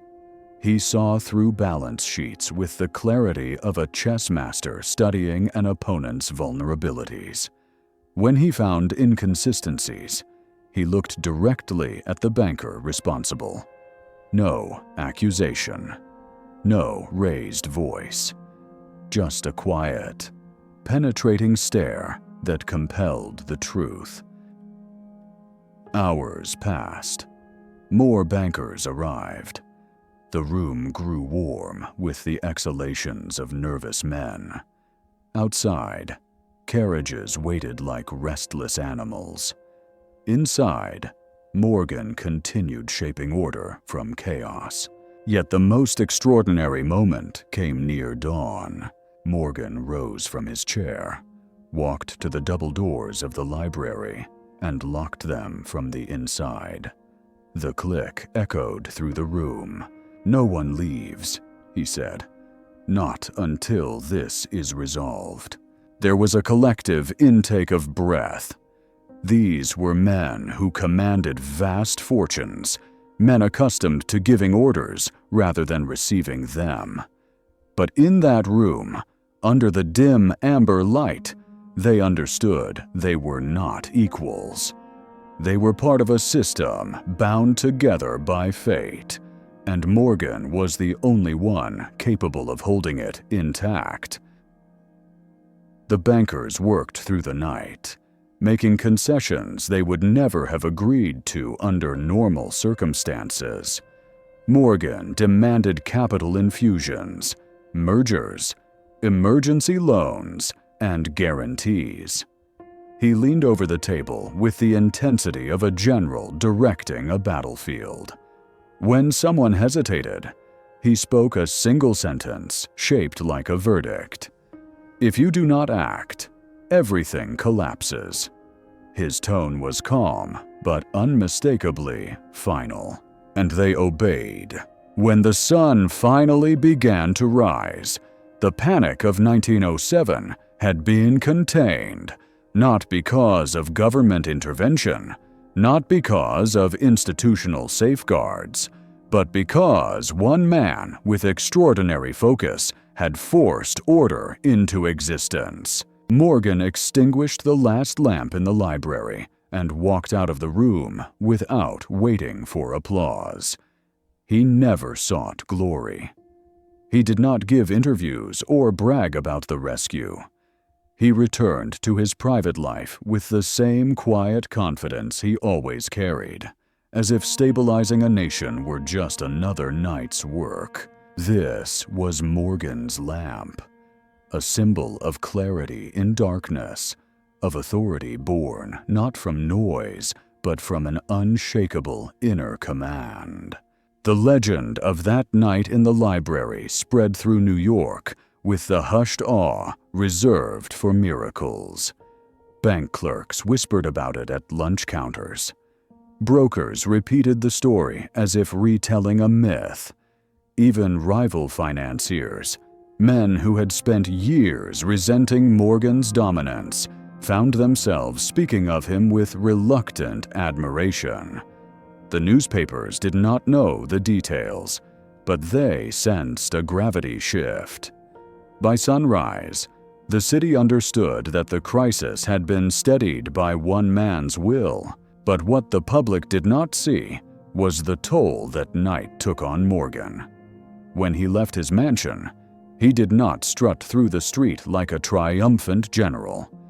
He walked slowly, with the heavy calm of a man who had stared into the abyss and negotiated with it. His driver later recalled that Morgan remained silent the entire ride to the bank, looking out the window at the waking city as though measuring each street by the weight it carried. He was not elated. He was exhausted. Leadership always extracts a price, and that night had demanded everything from him. Morgan's influence did not come from strength alone. It came from the way he shaped a room long before he uttered a word. Even in casual meetings, men became aware of his presence before they saw him. His footsteps were heavy but unhurried, announcing a man who never rushed because he expected the world to adjust to his pace. His voice was deep, deliberate, and resonant, each word landing with the certainty of iron striking stone. He spoke slowly, not because he hesitated, but because he expected others to listen carefully. He learned this power early in life. As a young man working for his father, Junius Morgan, in London, he observed how financiers revealed their weaknesses when they rushed or raised their voices. Junius was a strict mentor, but he taught his son a foundational principle. Strength is expressed through restraint, not display. Morgan absorbed this lesson deeply. He discovered he could disarm a room simply by waiting, by letting the silence press against the nerves of impatient men. He once told a colleague that the truth always belongs to the one who waits the longest. This discipline hardened over time. By the peak of his career, Morgan had become a master of what some called controlled presence. He could enter a negotiation without saying a single word and still dominate it. His stillness became a form of pressure, like a stone placed on the chest of the man sitting across from him. Rivals felt themselves shrinking under his gaze. Clients, on the other hand, felt strangely reassured. Morgan exuded a kind of paternal certainty, as though he understood the architecture of the world in ways others never could. But Morgan's silence also concealed parts of his nature that the public rarely saw. Beneath the stern exterior lived a man who carried deep burdens, physical, emotional, and invisible to those around him. He suffered from chronic skin conditions that disfigured him, forcing him to rely on surgeons and specialists throughout his life. He battled chronic stress, headaches, and insomnia. He wrote in private letters that power came with an ache no medicine could cure. Yet he carried these pains without complaint. To show weakness, he believed, would fracture the confidence of those who depended on him. He also carried the weight of loneliness. His wealth and reputation isolated him from ordinary affection. People treated him like a force of nature rather than a man. Friends approached him cautiously, unsure when the furnace of his intensity might ignite. His own children sometimes feared disappointing him. His wife, Frances, loved him deeply, but admitted that living beside him often felt like living beside a storm, majestic, powerful, and unpredictable. Still, Morgan found sanctuary in his passions. Art soothed him. He collected paintings, sculptures, and rare books with the same intensity that he applied to finance. To him, art was the language of human longing, the one place where emotion could exist without threatening stability. Inside his private study hung masterpieces that would later form the foundation of the Morgan Library. He cherished those pieces not for their monetary value, but for the silence they offered. In art, he found the space to breathe. He also loved sailing. On his yacht, the Corsair, he escaped the suffocating expectations of Wall Street. The ocean offered him a rare kind of quiet, a place where he could stand on the deck with the wind against his face and feel, if only for a moment, that the world did not depend on him. Crew members recalled seeing Morgan stare at the horizon for long stretches, saying nothing, simply letting the sea absorb whatever tensions had tightened inside him. Yet Morgan never stayed away from the financial world for long. Duty pulled him back. The economy relied on him in ways both unfair and unavoidable. The government lacked the mechanisms to manage crises. Congress was slow. Presidents were cautious. When the markets shook, the nation turned to Morgan. They trusted him not because he was perfect, but because he was immovable. He did not bend under pressure. He did not falter in panic. He anchored the financial system with the gravity of his character. One of the clearest examples of this dominance came during a meeting with the Treasury Secretary. The government needed help stabilizing the currency reserves, and Morgan had the solution. His company would supply gold to prevent collapse. When the meeting concluded, the secretary hesitated, unsure whether the agreement was ethically appropriate. Morgan stood, towering over him, and said, with quiet finality, "If you have no faith in me, then we will do nothing." The secretary quickly agreed. That was Morgan's power. He did not need threats. His calmness had the authority of a sealed verdict. But not all admired him. Many feared him. Some hated him. Critics accused him of controlling the economy like a monarch. Politicians warned that no private citizen should wield such influence. Journalists published cartoons depicting him as a massive giant overshadowing the nation. Morgan ignored them all. He had no patience for public opinion. He believed that the truth was found in action, not applause. He once said that newspapers were like noisy children. They made sound, not meaning. As he aged, Morgan's silence grew heavier. His face hardened further. His eyes seemed to look past people rather than at them.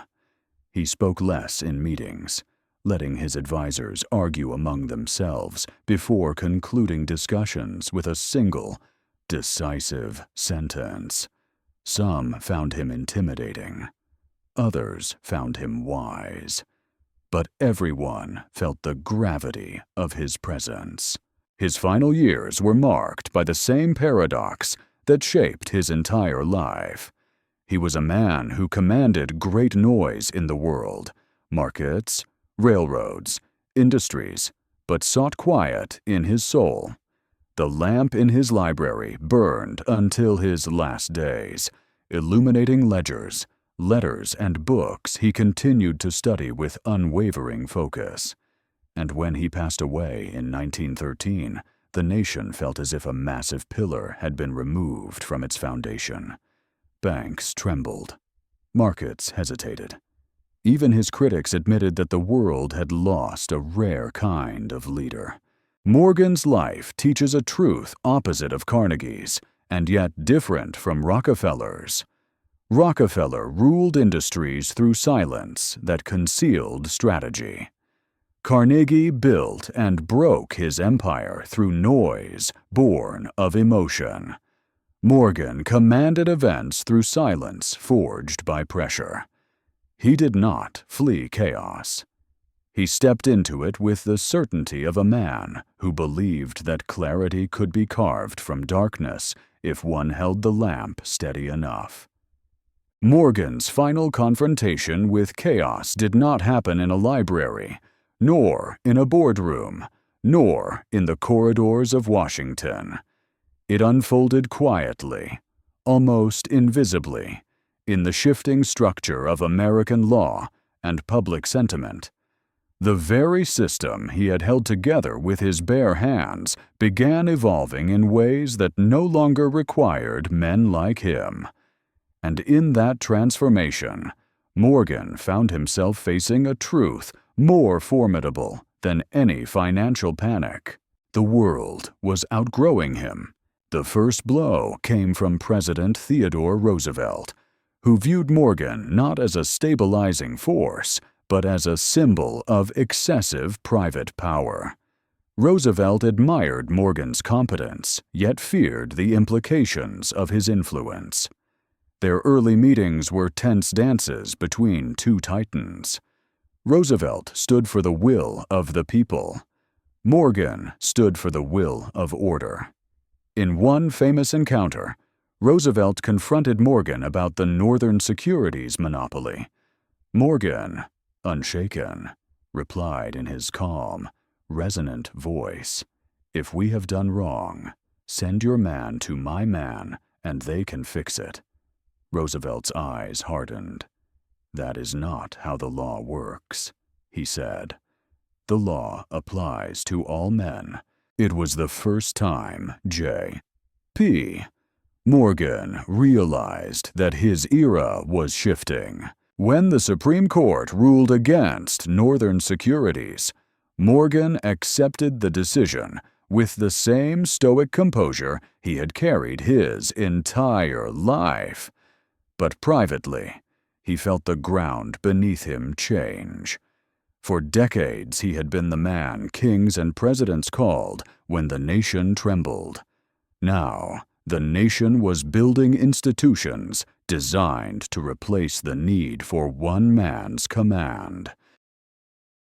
Still, Morgan carried on. His responsibilities were not rooted in pride, but in duty. He continued to mediate disputes, stabilize markets, and fund public works. He was still the country's unofficial lender of last resort. Even as critics accused him of wielding too much influence, they also depended on him when uncertainty brewed. Yet behind the surface, the pressure began carving deeper into him. His health weakened. The insomnia that had followed him for years grew more severe. He wrote fewer letters. He spent more time in his art rooms, sitting alone before paintings, as if searching for something he could not name. Visitors noted the fatigue in his eyes, the heaviness in his voice. His authority remained intact, but the intensity that defined him was slowly burning out. The twilight of Morgan's career arrived in the form of a congressional investigation led by Arsen Pujo, a quiet lawyer from Louisiana, tasked with uncovering the alleged money trust that dominated American finance. It was a spectacle designed to reveal the hidden machinery of power. Reporters crowded the room. Photographers prepared their flashes. Politicians sharpened their questions. And Morgan, 75 years old, walked into the hearing room with the same calm he had carried all his life. He sat with his massive hands folded on the table. His eyes scanned the room without fear. But there was something different that day. Not weakness, not regret. Something quieter. Something like acceptance. The questioning was relentless. They demanded explanations for his influence over railroads, banks, and industrial trusts. Why did he control so much? Why did so many firms depend on him? What gave him the authority to shape the nation's finances from his private office? Morgan listened patiently, then answered with a simplicity that startled even his critics. The first thing is character. Before money, before business, before anything else. A man I do not trust could not get money from me, even if he had all the bonds in Christendom. The room fell silent. Not because Morgan had confessed guilt, but because he had revealed the truth behind his power. It was not merely wealth.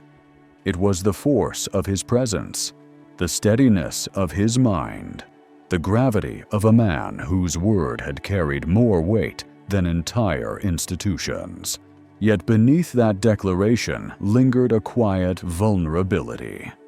Morgan understood that character could no longer serve as the foundation for the nation's financial system. The world was moving toward regulation, oversight, and centralized control.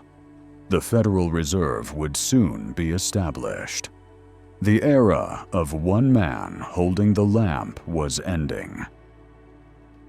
In the months following the hearings, Morgan traveled to Europe seeking rest. His health had deteriorated severely. He visited cathedrals, museums, and gardens, but even these sanctuaries felt heavy.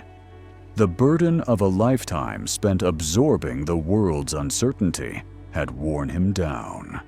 He collapsed in Rome and passed away shortly after. His last words, spoken softly to a friend, were, "I am regrettably old." When news of his death reached America, Wall Street halted in somber reverence. Bankers wept, though many had spent years fearing him. Workers lined the streets during his funeral. Even those who had criticized him admitted that something monumental had passed. It is said that when a giant tree falls, the forest feels it in its roots. So it was with J.P. Morgan. His passing marked the end of an age when single men held empires together through willpower and silence.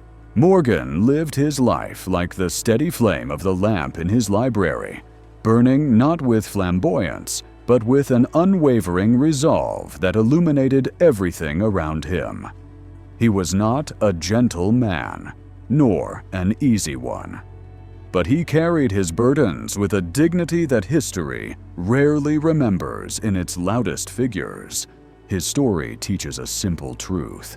In moments of collapse, the greatest force is not noise, not rage, not spectacle. It is the quiet presence of a mind that refuses to tremble. Morgan's silence did not resemble Rockefeller's calm calculation or Carnegie's troubled retreat. His silence was pressure shaped into clarity, purpose distilled into command. And when the world stood on the brink of ruin, that silence was enough to pull it back. Cornelius Vanderbilt was born into a world of water. Staten Island's winds shaped him long before ambition did. As a boy, he ferried passengers across the harbor in a small, weather-beaten boat, his hands blistered, his clothes soaked, his eyes narrowed against the salt spray. There was nothing noble about this beginning. No safety net, no guidance, no wealthy father to set him on the path of greatness. Just tides, labor, and a boy who worked because survival demanded it. From the start, he was not like other children. There was a hardness in his silence, a focus unusual for someone so young. Most boys fidgeted, played, wasted hours in idle chatter. Vanderbilt watched. He studied the movement of boats, the strength of currents, the timing of tides.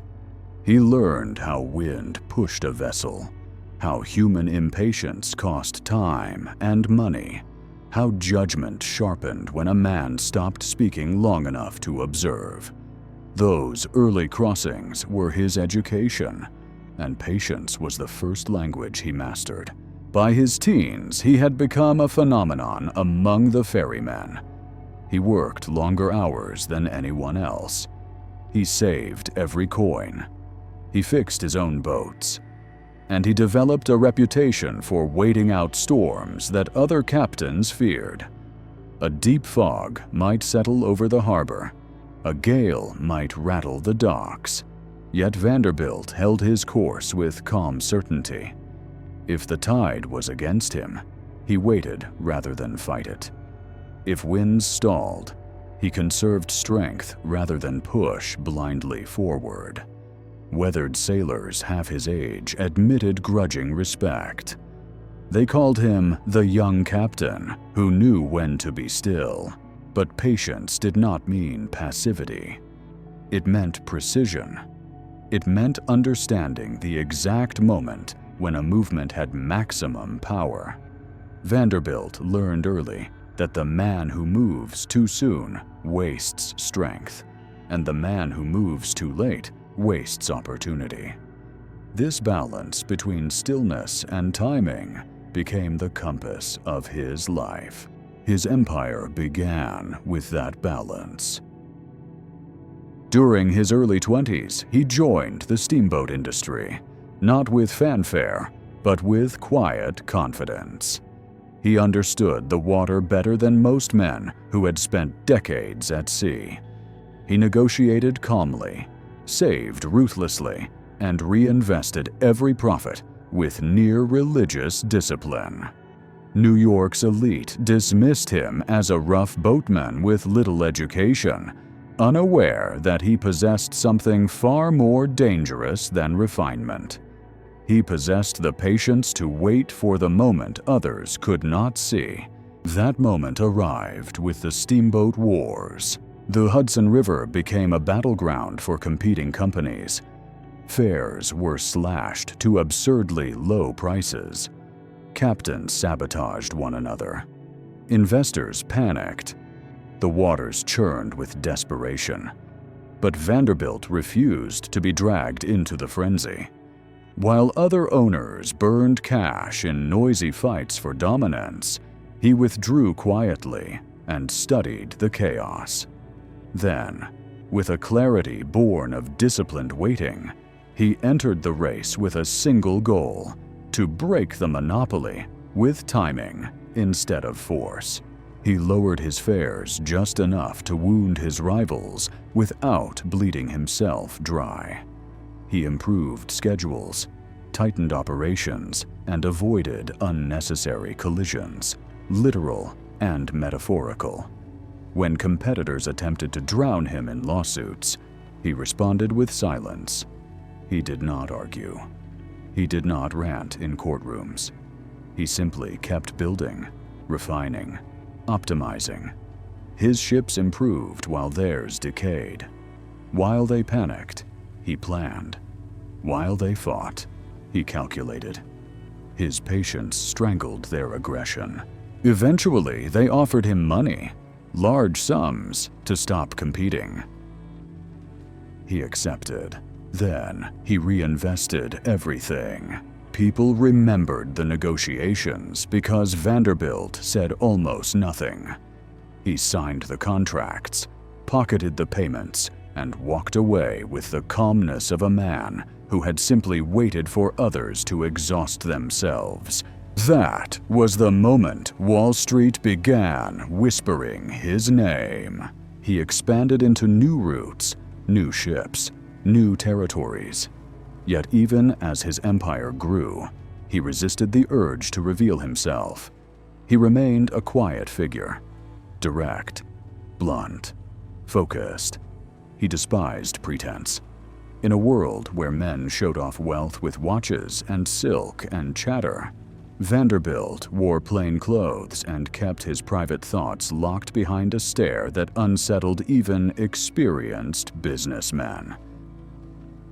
There was a story of a heated meeting between Vanderbilt and a group of rivals who attempted to corner him into an unfavorable agreement. They spoke over each other, attempting to display dominance with their voices. Vanderbilt sat still, hands folded, saying nothing. The more they spoke, the more chaotic the room became. Finally, after they had exhausted themselves, he rose from his chair and said only, "Gentlemen, you have talked yourselves into a hole." Then he walked out. The deal collapsed within days. His silence had done the work for him. But the greatest shift in his life came not on the water, but on the railroads. By the time he turned 68, an age when most men were settling into retirement, Vanderbilt did something the business world never expected. He abandoned ships, the domain he had mastered for decades, and moved into the rail industry. It was an audacious pivot, a transformation that defied logic. His rivals mocked him. Reporters declared him senile.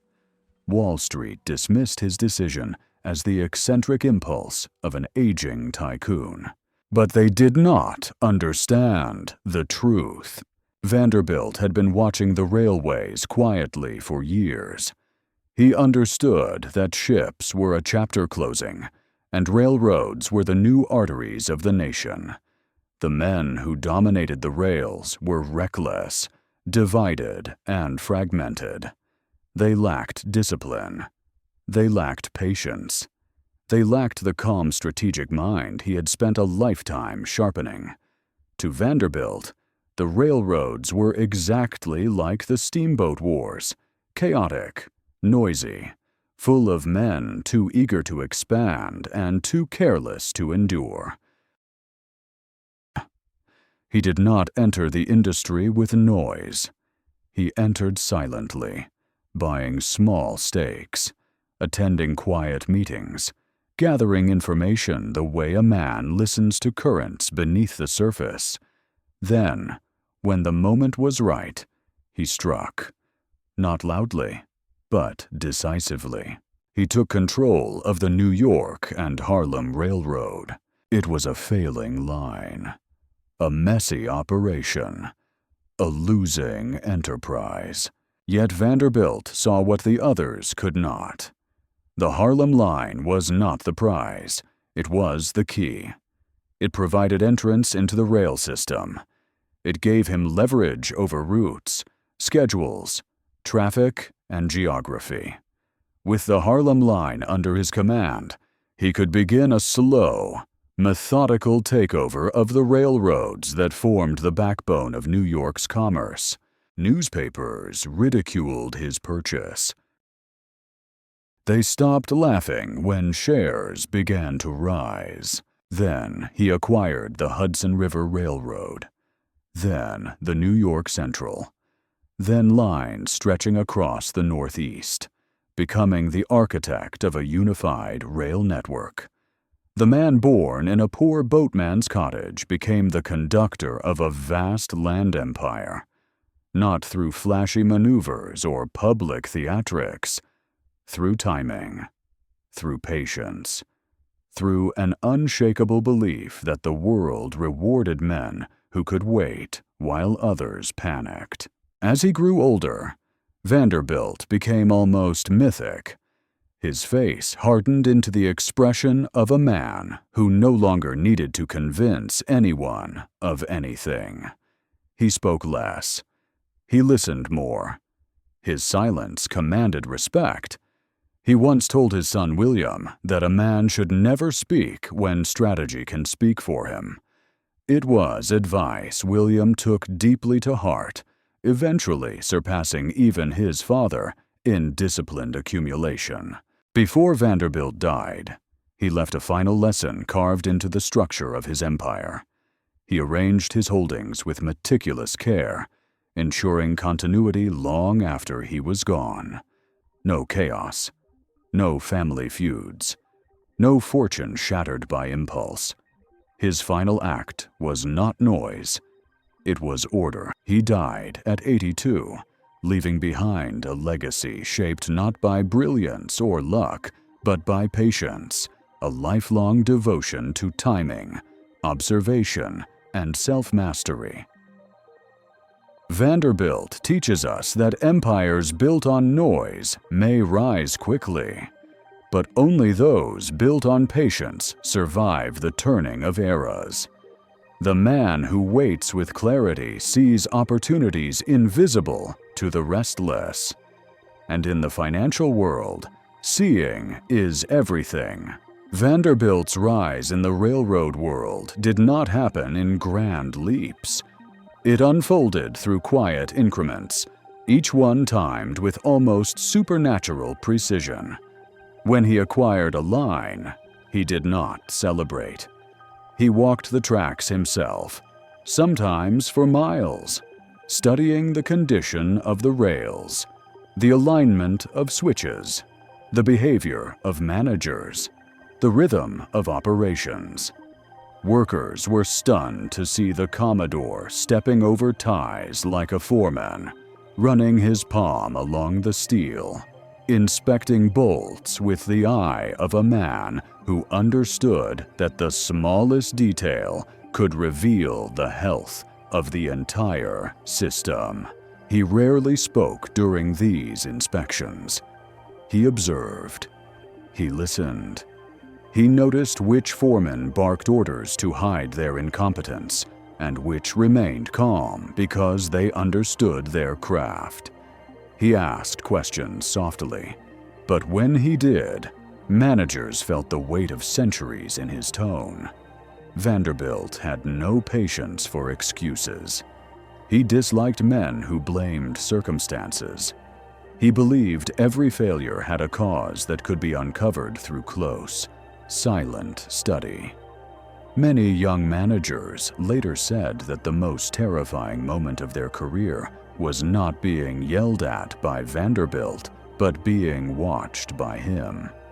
His silence forced a man to reveal himself far more than any interrogation. As his influence expanded across the Northeast, Vanderbilt became more selective in the people he trusted.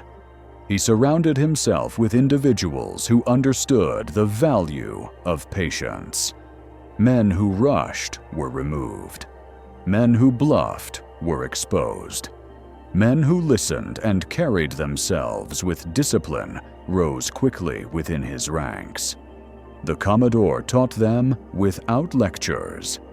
He taught them through the way he entered a room, the way he withheld emotion, the way he let others talk themselves into revealing truths they wished to hide. In private meetings, Vanderbilt often sat back in his chair, his hands resting lightly on the armrests, his eyes fixed on the speaker with a calm intensity. He rarely interrupted. He allowed silence to fill the space between sentences, forcing the other man to either clarify or crumble. When he finally spoke, his words felt like verdicts, direct, simple, stripped of excess. Those who worked with him said that he could dismantle an entire argument with a single sentence delivered in a low voice. Yet Vanderbilt's power did not come merely from strategy. It came from restraint. Unlike so many tycoons of his era, he did not chase every opportunity. He avoided industries he did not understand. He rejected deals that smelled of noise rather than substance. He kept his circle small and his principles firm. When rivals attempted to lure him into reckless bids, he ignored them. When the market swarmed with speculation, he pulled back. His quietness became a shield against the frenzy that consumed lesser men. There is a lesser-known episode that reveals this restraint perfectly. During a volatile period in the rail industry, a group of wealthy investors tried to manipulate stock prices by spreading rumors about the New York Central Line. They expected Vanderbilt to react with fury or desperation. Instead, he called a brief meeting with his top managers. He listened quietly as they described the market chaos. When they finished, Vanderbilt simply said, "Let them talk." Then he dismissed the room. For days he made no moves. Reporters demanded statements. Rival executives waited for retaliation. Wall Street speculators tried to bait him by driving prices down. He did nothing. His silence became an unspoken threat. The rumor-mongers grew nervous. They realized that if Vanderbilt were to act, he would do so at a time of his choosing, not theirs. And when his move finally came, it was devastating in its simplicity. He purchased additional shares quietly, increasing his position while his rivals panicked. The price rebounded. The manipulators suffered losses so severe they disappeared from the market entirely. Vanderbilt never addressed the incident publicly. His silence had crushed them more effectively than any public counterattack. What stands out in Vanderbilt's rail years is not just his strategy, but his metamorphosis. The rough boatman who once fought competitors with aggressive energy had become a man of immense discipline, a man who understood that true power was precise and silent. His voice grew calmer with age. His decisions became slower, more deliberate. The storm that once fueled him had settled into a deep, steady current. He also developed a strange sensitivity to time. He believed that every man had seasons within him, periods of expansion and periods of stillness. He respected these rhythms. When he felt his instincts sharpening, he pushed forward. When he felt uncertainty, he paused. Unlike many entrepreneurs who equated motion with progress, Vanderbilt understood that restraint was often the most potent form of action. He carried this belief into his personal life as well. His temper, once infamous, cooled in later years. His family noticed that his rage had become rare, replaced by extended contemplative silences. His grandchildren recalled sitting with him on the veranda, watching him gaze out at the horizon with an expression that suggested he was reading the future in the distant lines of the sky. Vanderbilt's transformation reached its peak during the consolidation of the New York Central system. He envisioned a network that would unify the Northeast, reduce inefficiency, and move goods with unprecedented speed. It was a monumental undertaking, complex, risky, disruptive. Yet he approached it not with bravado but with a serenity that startled his contemporaries. When advisors worried, he reassured them with a quiet conviction that carried more weight than any speech. He believed the rails were arteries of the nation, and that controlling them required more than money. It required patience, vision, and emotional discipline. His crowning achievement was the construction of Grand Central Depot, the forerunner of today's Grand Central Terminal. The depot was not just a station, it was a monument to order. A structure designed to tame the chaotic flow of locomotives and human traffic into harmony. When it opened, the city was stunned. People expected grandeur, but what struck them most was the tranquility achieved through design. Even in the rush of trains arriving and departing, there was an underlying sense of careful orchestration. It was as if Vanderbilt had poured the logic of his own mind into architecture. By the time the Commodore reached the end of his life, he had reshaped the American transportation system with a mixture of boldness and restraint that few could comprehend. He never considered himself brilliant. He considered himself disciplined, and that discipline outlived him. When Vanderbilt died, his will reflected the same clarity that guided his empire. He placed the bulk of his wealth in the hands of his son William, the child who most understood his philosophy. He trusted not the loudest heir, not the most ambitious, but the one who had inherited his patience. It was a final testament to the truth he had lived by. Empires survive not through noise, but through the quiet hand that holds steady while others break. Vanderbilt's legacy teaches an essential lesson. Success built on aggression burns quickly, but success built on patience becomes generational. The world remembers men who move mountains, but it is shaped by men who understand when not to move at all. In the final years of Cornelius Vanderbilt's life, the man who once ruled rivers and rails began to slow, not in intellect, but in movement. Age softened the edges of his once relentless stride, yet his mind remained as sharp as winter air.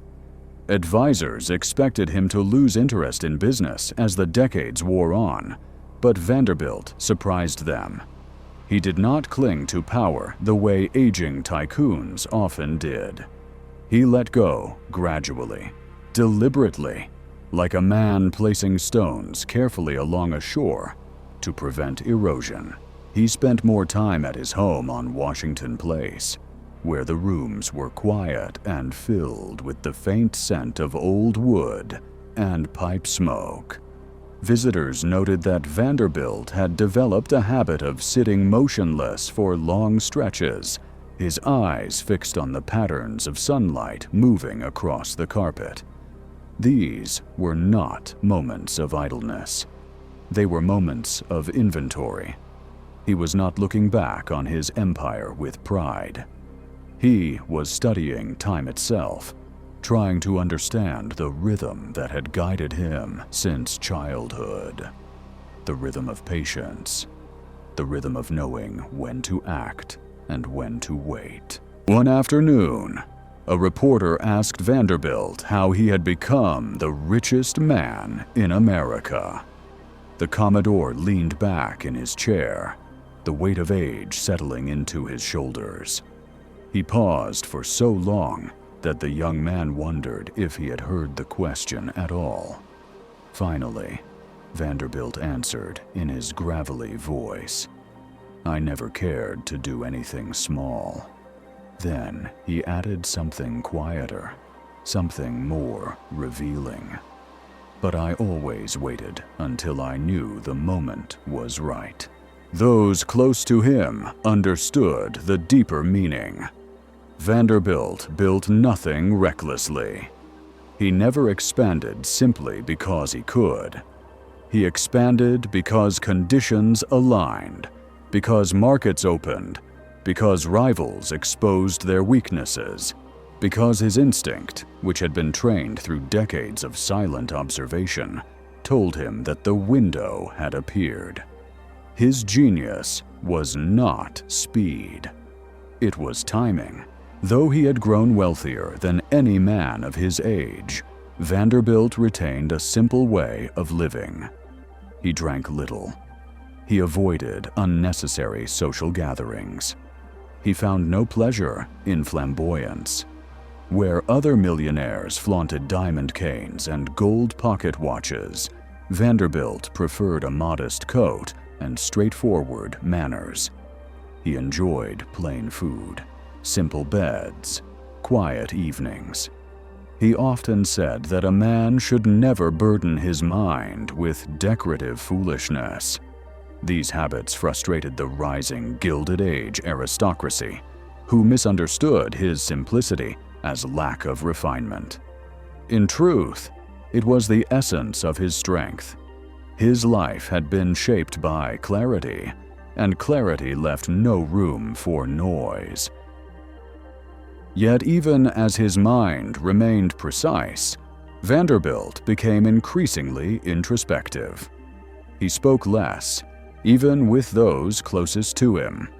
His children sometimes found it difficult to determine what he was thinking, but William, as always, understood. He could read the moods behind his father's silences, the subtle tightening of the jaw, the distant gaze that meant he was calculating something unseen. William often sat with him for hours without speaking, the two men bound by an understanding forged in work, discipline, and shared temperament. Outside his home, the nation was changing. New fortunes were rising. Andrew Carnegie's steel empire was accelerating. John D. Rockefeller's Standard Oil was tightening its grip on the country. J. P. Morgan was shaping financial power with a firmness the world had never seen. Vanderbilt watched these new titans with a mixture of curiosity and amusement. He respected some. He distrusted others. But he did not fear any of them. His era was ending, and he accepted this with grace. He had no desire to battle the next generation. His victories were carved into the geography of the nation, not into newspapers. It was around this time that Vanderbilt began giving longer audiences to young businessmen who came seeking advice. They expected fierce lectures from the legendary Commodore. What they received instead were quiet conversations, filled with pauses that carried more wisdom than the words themselves. He often told them that there are two kinds of power in the world: the power of action and the power of restraint. Then he would lean forward slightly, his aging voice steady. The second is greater. He shared stories of rivals who destroyed themselves by doing too much, too loudly, too quickly. Men who borrowed against the future, fought every battle, chased every rumor, and drowned in their own ambition. Vanderbilt believed the world punished impatience more severely than misfortune. He taught that discipline was the only shield a man could trust across decades. Even as Vanderbilt approached 80, he refused to detach completely from the business he had built. He listened to reports from the rail yards. He questioned managers with the same relentless focus he had possessed in his youth. He walked the platforms at Grand Central Depot, watching trains arrive and depart with the precision he had envisioned. Workers were startled to see him there, an old titan moving slowly past engines that thundered with a force he had once commanded effortlessly. Some tipped their hats. Others whispered. They all recognized him. One evening, near the end of his life, Vanderbilt asked William to accompany him on a short walk through the depot. They moved quietly along the platform, the floor vibrating beneath their feet as locomotives exhaled clouds of steam into the high arched ceiling. Vanderbilt stopped suddenly and stared at the movement around him. Trains gliding in, trains pulling out, conductors shouting schedules, passengers rushing toward their destinations. Then, in a voice softened by age, he said, "The world keeps time in steel now." It was both pride and farewell. When Vanderbilt's health finally began to fail, he showed no fear. He faced death with the same stoic patience he had carried through storms at sea and battles in boardrooms. Toward the end, he became even quieter. Nurses said he often sat in silence for hours, eyes half closed, breathing slow and steady. He was not suffering. He was waiting. He had spent a lifetime mastering the art of timing. Now, he was preparing for his final moment. On the night he died, his family gathered around him. William held his hand. There were no dramatic speeches, no grand declarations. Vanderbilt's final words were simple, almost whispered.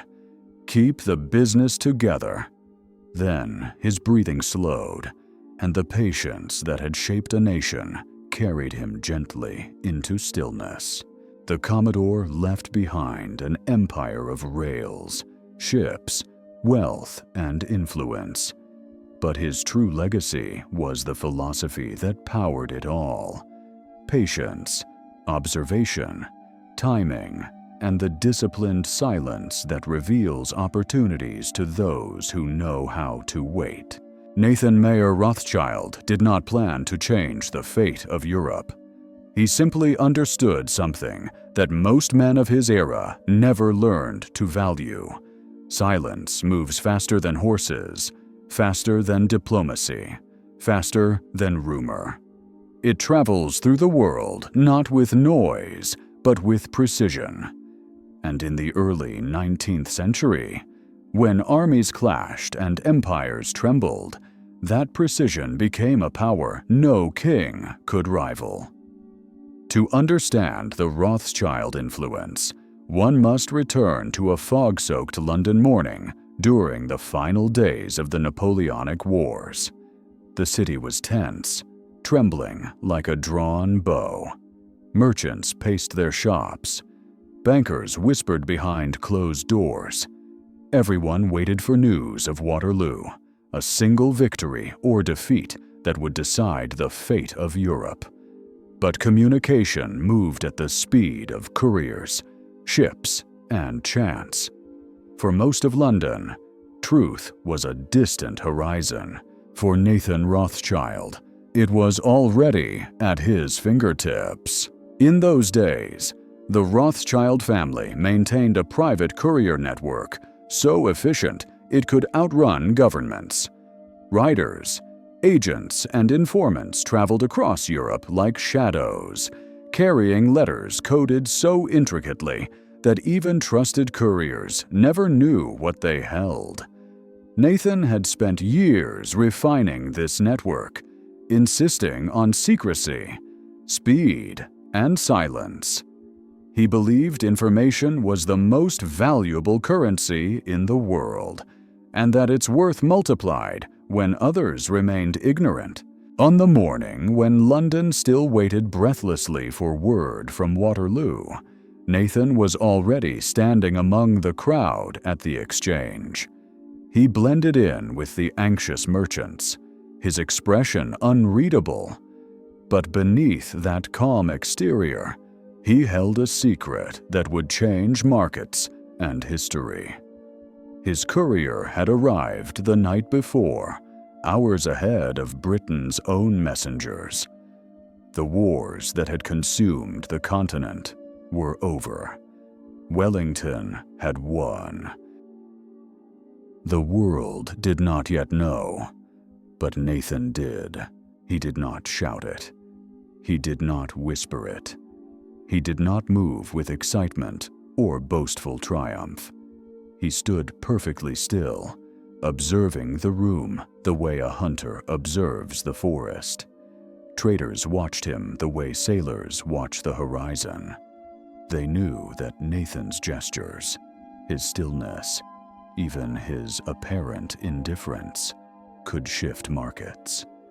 The Rothschilds were already powerful, but what made Nathan dangerous was not his wealth. It was his silence. And then he made his move. He began to sell, not loudly, not frantically, just enough to be noticed by those who always watched him.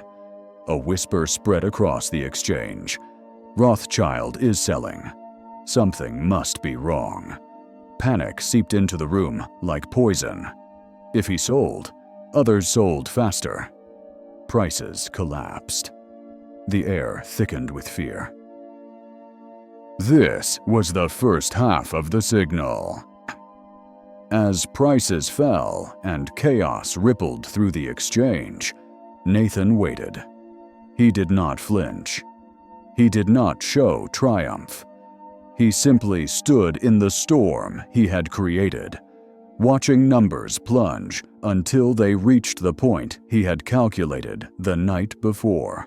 Then he purchased everything, quietly, systematically, without a trace of emotion. He bought government bonds, undervalued companies, strategic assets, everything the panicked crowd cast aside.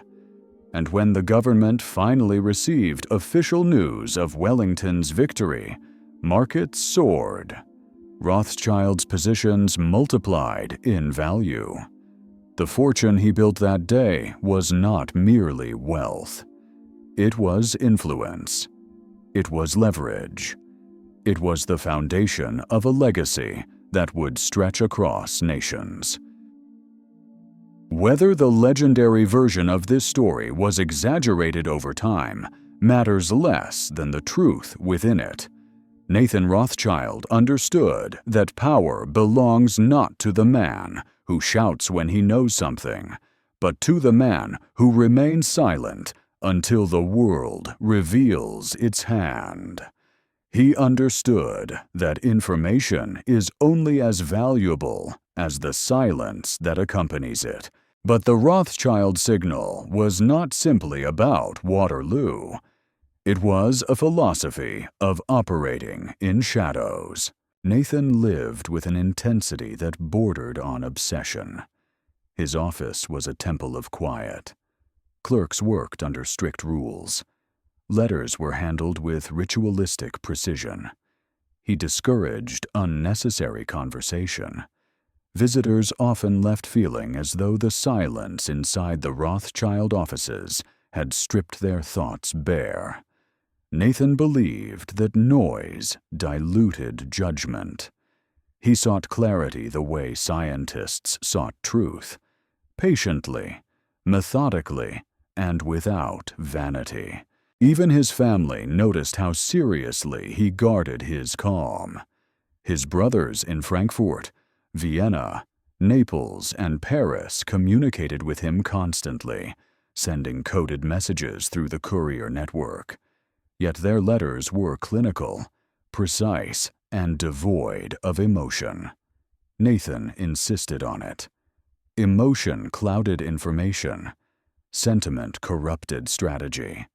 He demanded factual clarity above all else. His personal habits reflected this discipline. He lived simply despite immense wealth. He dressed modestly. He walked the same streets daily, thinking in silence. His wife commented that he did not speak much at home unless discussion served a purpose. He was affectionate in his own way, but quiet. Everything he did was in service of the signal, his inner compass, his ability to see what others did not see, to move when others hesitated, to wait when others rushed. There was another story that circulated among London's financiers. Once, During a volatile period when tensions between Britain and France threatened economic stability, traders panicked and markets convulsed with rumor. Nathan arrived at the exchange, looked at the sea of anxious faces, and said nothing. He climbed the stairs to the upper gallery where he could see the entire floor.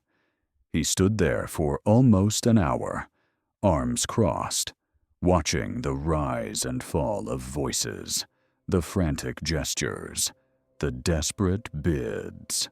Then he walked down the steps, approached a single broker, and made a modest purchase. The entire floor froze. That one action, a quiet gesture, reversed the course of the day. Panic subsided. Prices stabilized. Traders who moments earlier had pledged never to return to the exchange now scrambled to regain lost positions. Nathan did not speak. He simply left the building, as if the whole thing had been a simple errand.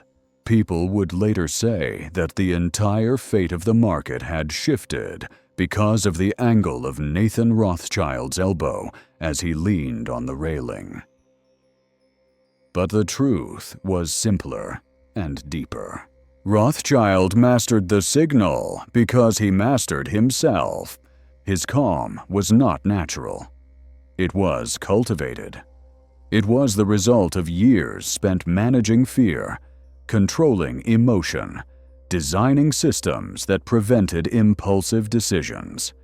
He believed a man could not interpret the world clearly until he learned to silence the storm within himself. Without that inner stillness, information became noise. With it, information became power. Nathan Rothschild died young, only 58 years old, but his influence did not fade.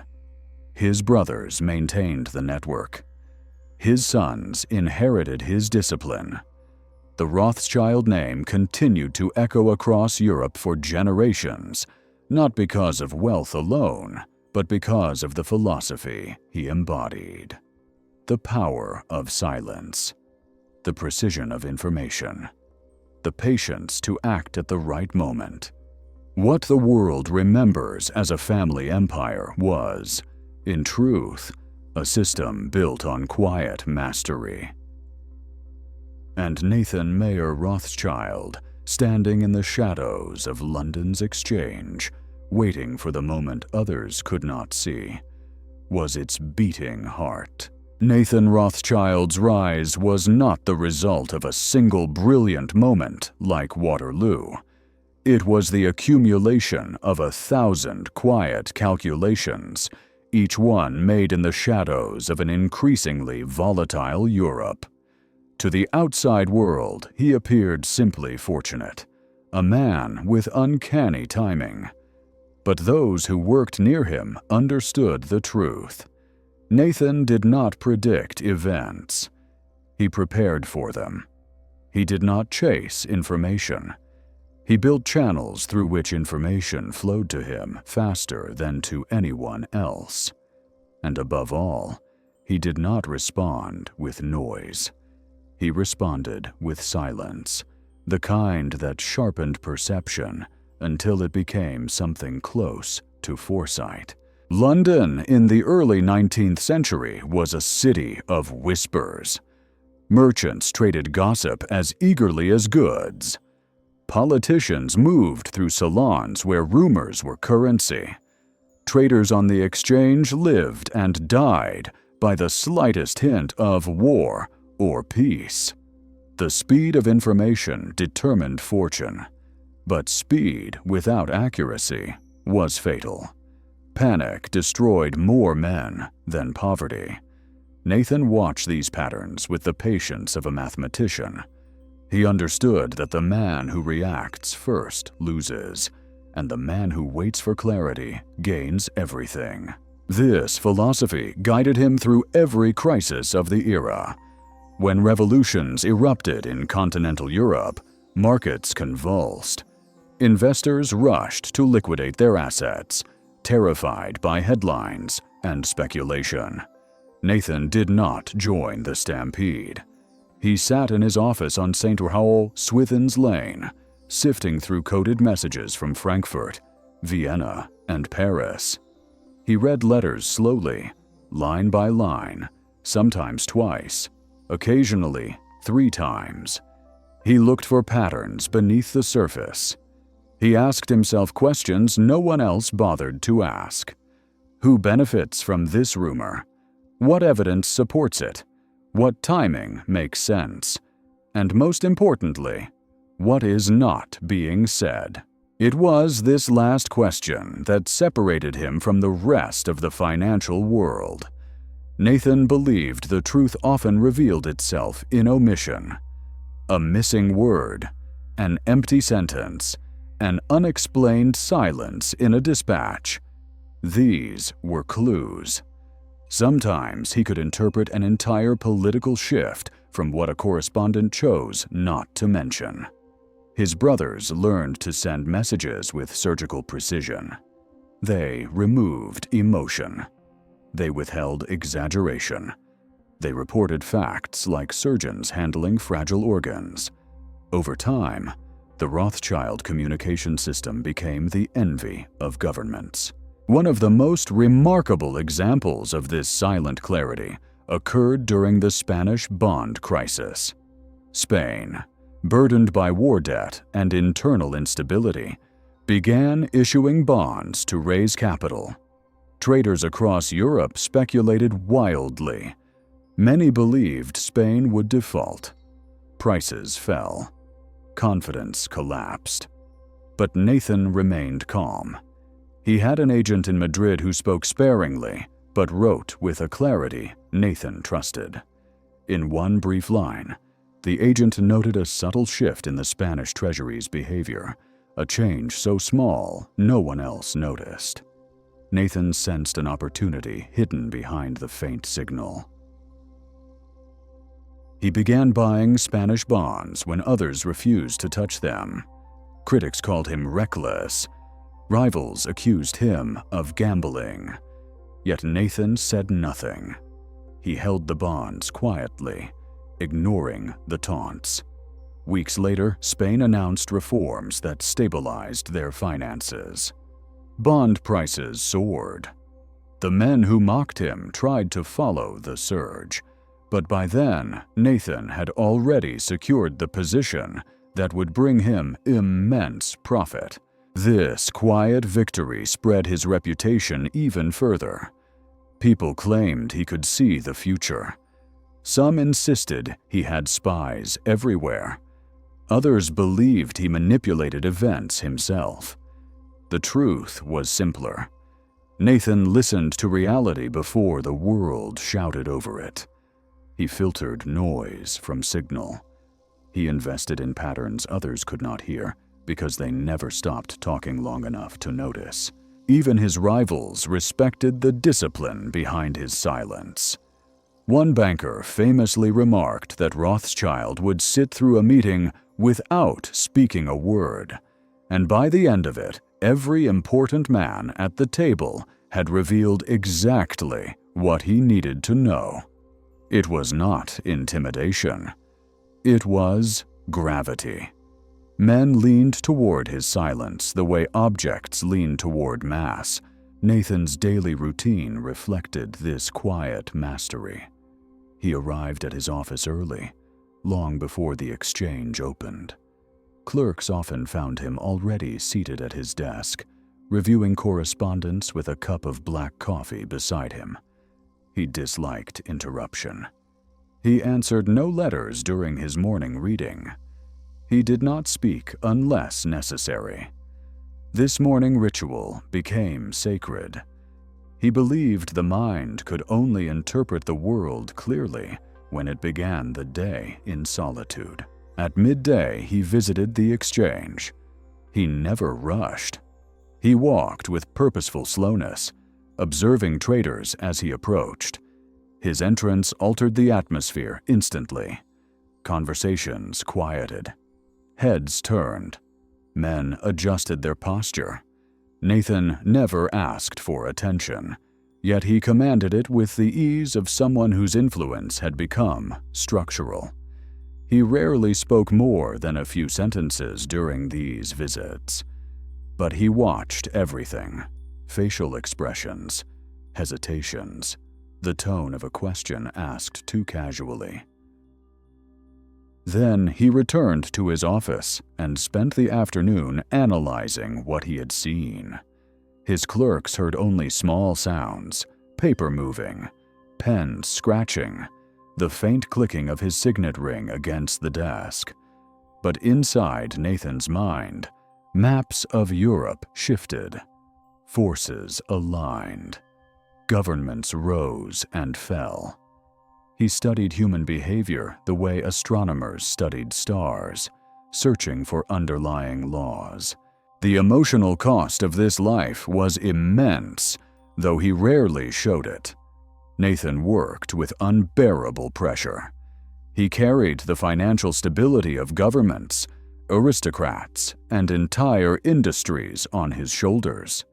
When crises erupted in Vienna or Naples, his brothers sent urgent letters that only he could interpret. Family members later recalled that Nathan often returned home exhausted, drained by the demands placed upon him. But he never complained. He believed responsibility was the price of clarity. Illness struck him often. Stress carved lines into his face. Yet he persisted. He once told a colleague, "A man who panics dies. A man who thinks lives." These were not words of bravado. They were the core of his philosophy. He believed the human mind was a machine built to interpret reality, but only when shielded from the corrosive effects of fear. One winter evening, as London fog rolled thick across the Thames, Nathan spoke to his eldest son about the burden of silence. He confessed that the greatest power a man could possess was the ability to remain calm while others trembled.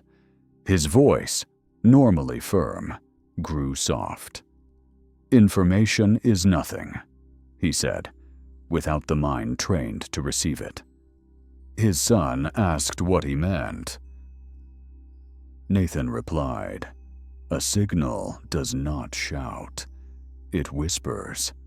And if a man's soul is noisy, he will miss it." That final line became a guiding rule of the Rothschild dynasty. Nathan Mayer Rothschild died unexpectedly in 1836, leaving Europe stunned. His funeral drew crowds that stretched through the streets. Merchants lowered their flags. Traders wept. Governments sent representatives. London mourned not just a banker, but a stabilizer of nations. The man who had interpreted the signals of Europe with unparalleled clarity was gone, yet his legacy endured because it did not depend on him alone. His brothers, his sons, and the intricate courier network he designed continued to operate with the same discipline. The Rothschild firm became synonymous with reliability, secrecy, and information supremacy for more than a century. Nathan's life reveals a timeless truth. Wealth is not created merely through action. It is created through awareness, through listening, through knowing when to remain silent long enough for the world to reveal its intentions. The man who sees first wins. But the man who sees clearly changes the course of nations. In the final stretch of Nathan Rothschild's life, the man who had mastered silence found himself navigating an era that was becoming progressively louder. The London he once ruled with whispers and coded messages was transforming into a city of booming industry, swelling newspapers, political agitation, and public scrutiny. Markets that once moved on quiet signals now responded to headlines. And in this shifting landscape, Nathan faced his greatest challenge: not a rival, not a government, not even a war, but the growing noise of a world he had spent a lifetime learning to silence. Yet even as the world grew louder, Nathan remained unchanged. He still walked to his office at dawn, coat pulled tightly around him, eyes fixed on the ground as he moved through fog-filled streets. He still paused at the doorway of the exchange, scanning the floor with the cold precision of a man reading invisible equations. He still returned home late, hands stained faintly with ink from the letters he handled so carefully. But those closest to him sensed a quiet fatigue settling into his bones.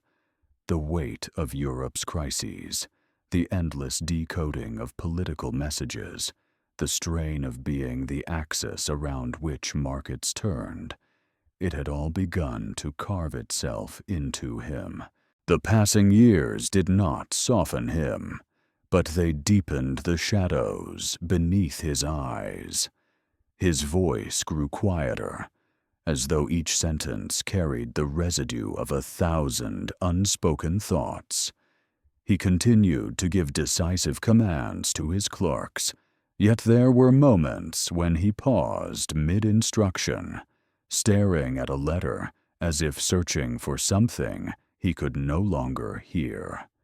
He was aging, and even the most disciplined mind cannot escape the toll of relentless pressure. One of the last great trials of his career came when political tensions in Central Europe threatened to fracture the bond markets once again. Rumors spread through Vienna that a major Austrian bank was on the verge of collapse. Traders panicked. Bond prices plummeted. Investors begged for guidance. But within the Rothschild offices, silence reigned. Nathan read the incoming dispatches with a level of focus that frightened those who watched him. His brothers wrote urgently from Frankfurt and Paris, pressing him for direction. Agents sent updates that contradicted each other. Confusion spread like a virus, yet Nathan's face remained still. After hours of quiet study, he called his senior clerks into the office. They gathered around his desk, bracing for instructions. Nathan tapped a finger on one letter, a small, subtle detail in a report from an Austrian envoy. It was a detail so slight that anyone else would have dismissed it. But Nathan understood its significance immediately. He whispered a single sentence that sent shock waves through the room. Buy. The clerks exchanged stunned glances. The market was falling apart. Governments were uncertain. Investors were fleeing. But Nathan's tone left no room for doubt. His clarity had returned in full force, guided by that delicate whisper of information he alone could interpret. For the next 2 days, the firm bought heavily, while the rest of Europe recoiled in fear. When stability finally returned and Austria announced new measures that restored confidence, the market rebounded sharply. The Rothschild position soared. Nathan's calm had once again shielded the family from disaster and multiplied its influence. But the victory drained him. That night at home, he sat at the dinner table in silence, barely touching his food. His wife asked if he was unwell. Nathan replied softly, "A man must sometimes pay for his certainty." It was not a complaint. It was an acknowledgement of the emotional cost of being the axis of quiet power. His health continued to deteriorate in the months that followed. The relentless demands of Europe's financial landscape pulled at him from every direction. He developed fevers that came and went unpredictably. Some evenings he sat by the fire with his hands clasped together, staring into the flames as if listening to a distant signal No one else could hear. His children worried, but Nathan waved away their concern with the faintest smile. "I have lived fast in silence," he once told his eldest son. "It is a harder life than it appears." In his final days, Nathan withdrew almost completely into stillness. He no longer visited the exchange. He read fewer letters. He spent long hours in his study, hunched over his desk, sometimes writing short notes, sometimes staring out the window at the gray London sky. His doctors urged him to rest, but rest meant silence, and silence meant being alone with the knowledge of everything he had seen and carried. When his condition worsened, his family gathered around him. Nathan, weak but lucid, reached for a notebook on the bedside table. In it, he had written a single line days earlier. "The world favors the vigilant, not the loud." He placed the notebook in his son's hands. Then, in a voice barely above a whisper, he said, "Guard the quiet." These were his final words. News of his death swept through London like a cold wind. Banks lowered their flags. Merchants closed their stalls early. The exchange fell into an uncharacteristic hush. Men who had been hardened by decades of trade felt a strange emptiness settle over them. They knew they had lost not only a financial titan, but a pillar of stability whose silence had steadied the continent through wars, revolutions, and panics. Governments sent condolences. Diplomats wrote tributes. Even his fiercest critics acknowledged that Europe felt suddenly less anchored. The Rothschild network continued to thrive, but Nathan's presence, his singular ability to filter signal from noise, had been irreplaceable. His brothers preserved the courier system. His sons inherited the discipline. His firm expanded across oceans and into new eras. But the world would always remember Nathan Mayer Rothschild not for the enormity of his fortune, but for the quietness of his mind. He proved that the most powerful lever in finance is not speculation, charisma, or aggression, but clarity born from silence.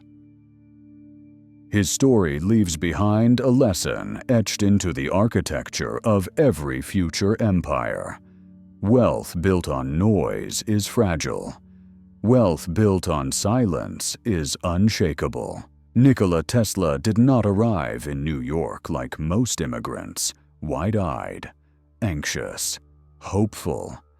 He arrived with a strange radiance, a silent intensity that unsettled even the seasoned passengers who shared the deck with him.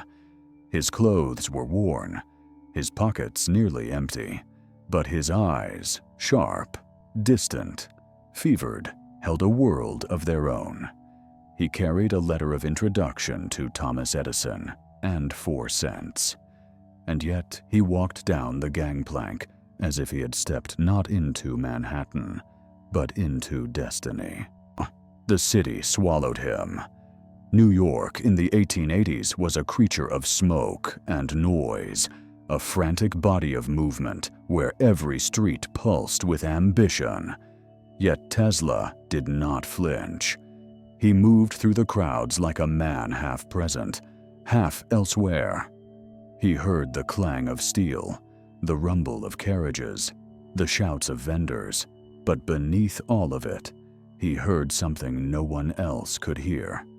Patterns, frequencies, invisible vibrations humming beneath the city's chaos. He once said that the universe was made of energy, and energy spoke to him in a language beyond words. Those who knew Tesla in these early years recalled the same impression, a quiet man who radiated intensity.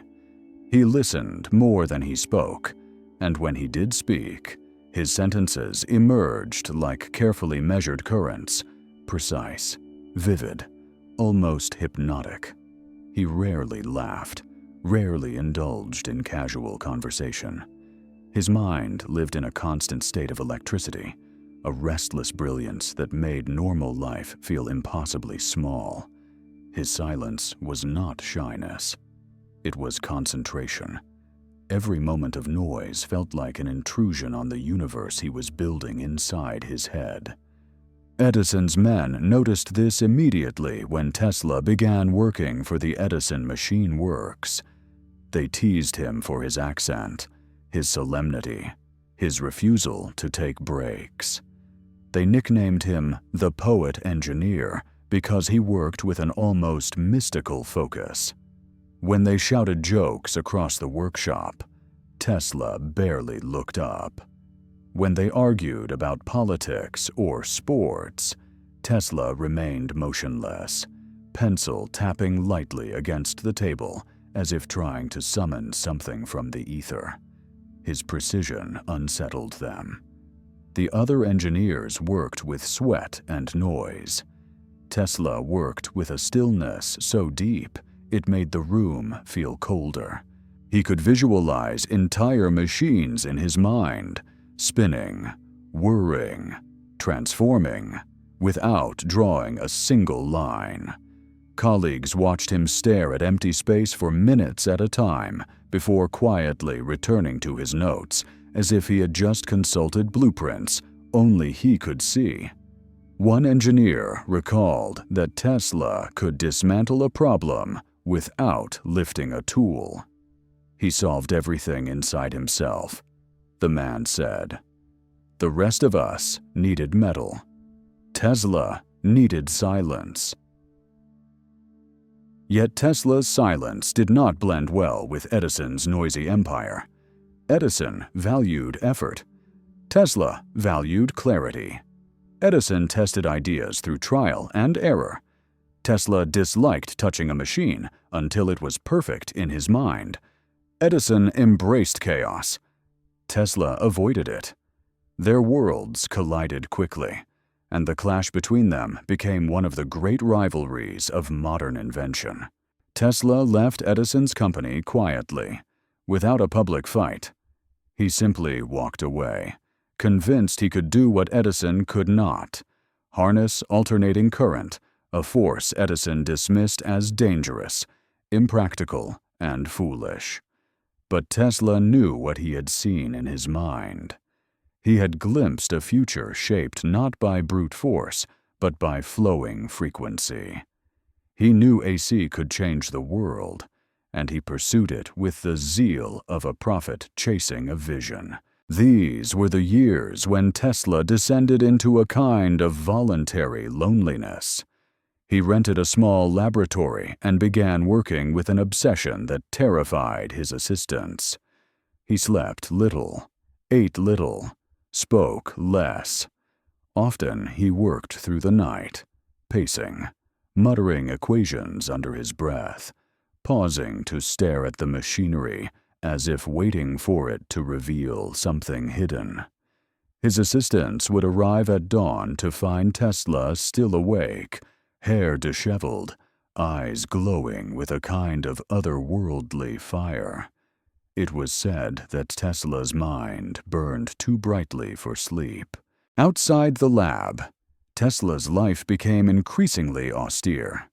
He avoided crowds. He declined social invitations. He stopped forming close friendships. He ate at the same restaurants, ordered the same meals, and often sat alone, scribbling notes on napkins.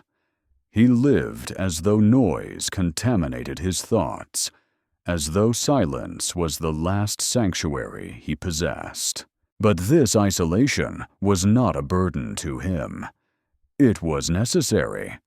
Tesla believed that deep focus required solitude so absolute that the world dissolved into background. He once said that invention demanded a kind of spiritual purity, a cleansing of mental clutter that allowed new ideas to emerge. Noise clouded the mind. Silence sharpened it until it became a blade. Those who visited his laboratory described an atmosphere unlike any other. Machines rested in perfect alignment. Tools were arranged with ritual precision. The air felt charged, as if holding its breath. Tesla moved through the room like a priest tending a sacred altar. He touched coils and wires with reverence. When he worked with total immersion, an immersion so deep that assistants sometimes doubted he heard them speaking. One described watching Tesla operate in silence for nearly 15 hours before finally stepping back, eyes shining, whispering, "I have it." In these moments, Tesla became something more than an engineer. He became a vessel for the future, a man listening to frequencies the rest of humanity had not yet learned to hear. But the quietest part of Tesla's life, the part least understood, was the internal world he inhabited.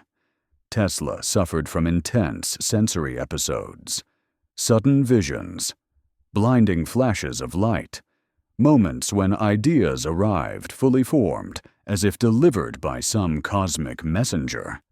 He experienced sounds that others could not perceive, a low hum, a strange buzzing, a vibration in the base of his skull.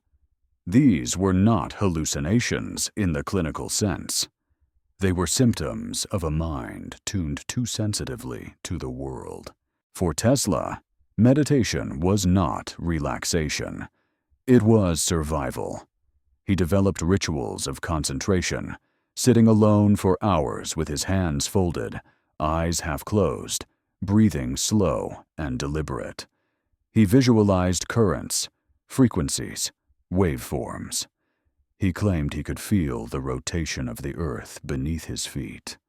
When he emerged from these meditative states, he often returned to his machines with new clarity, as if he had been consulting something beyond human comprehension.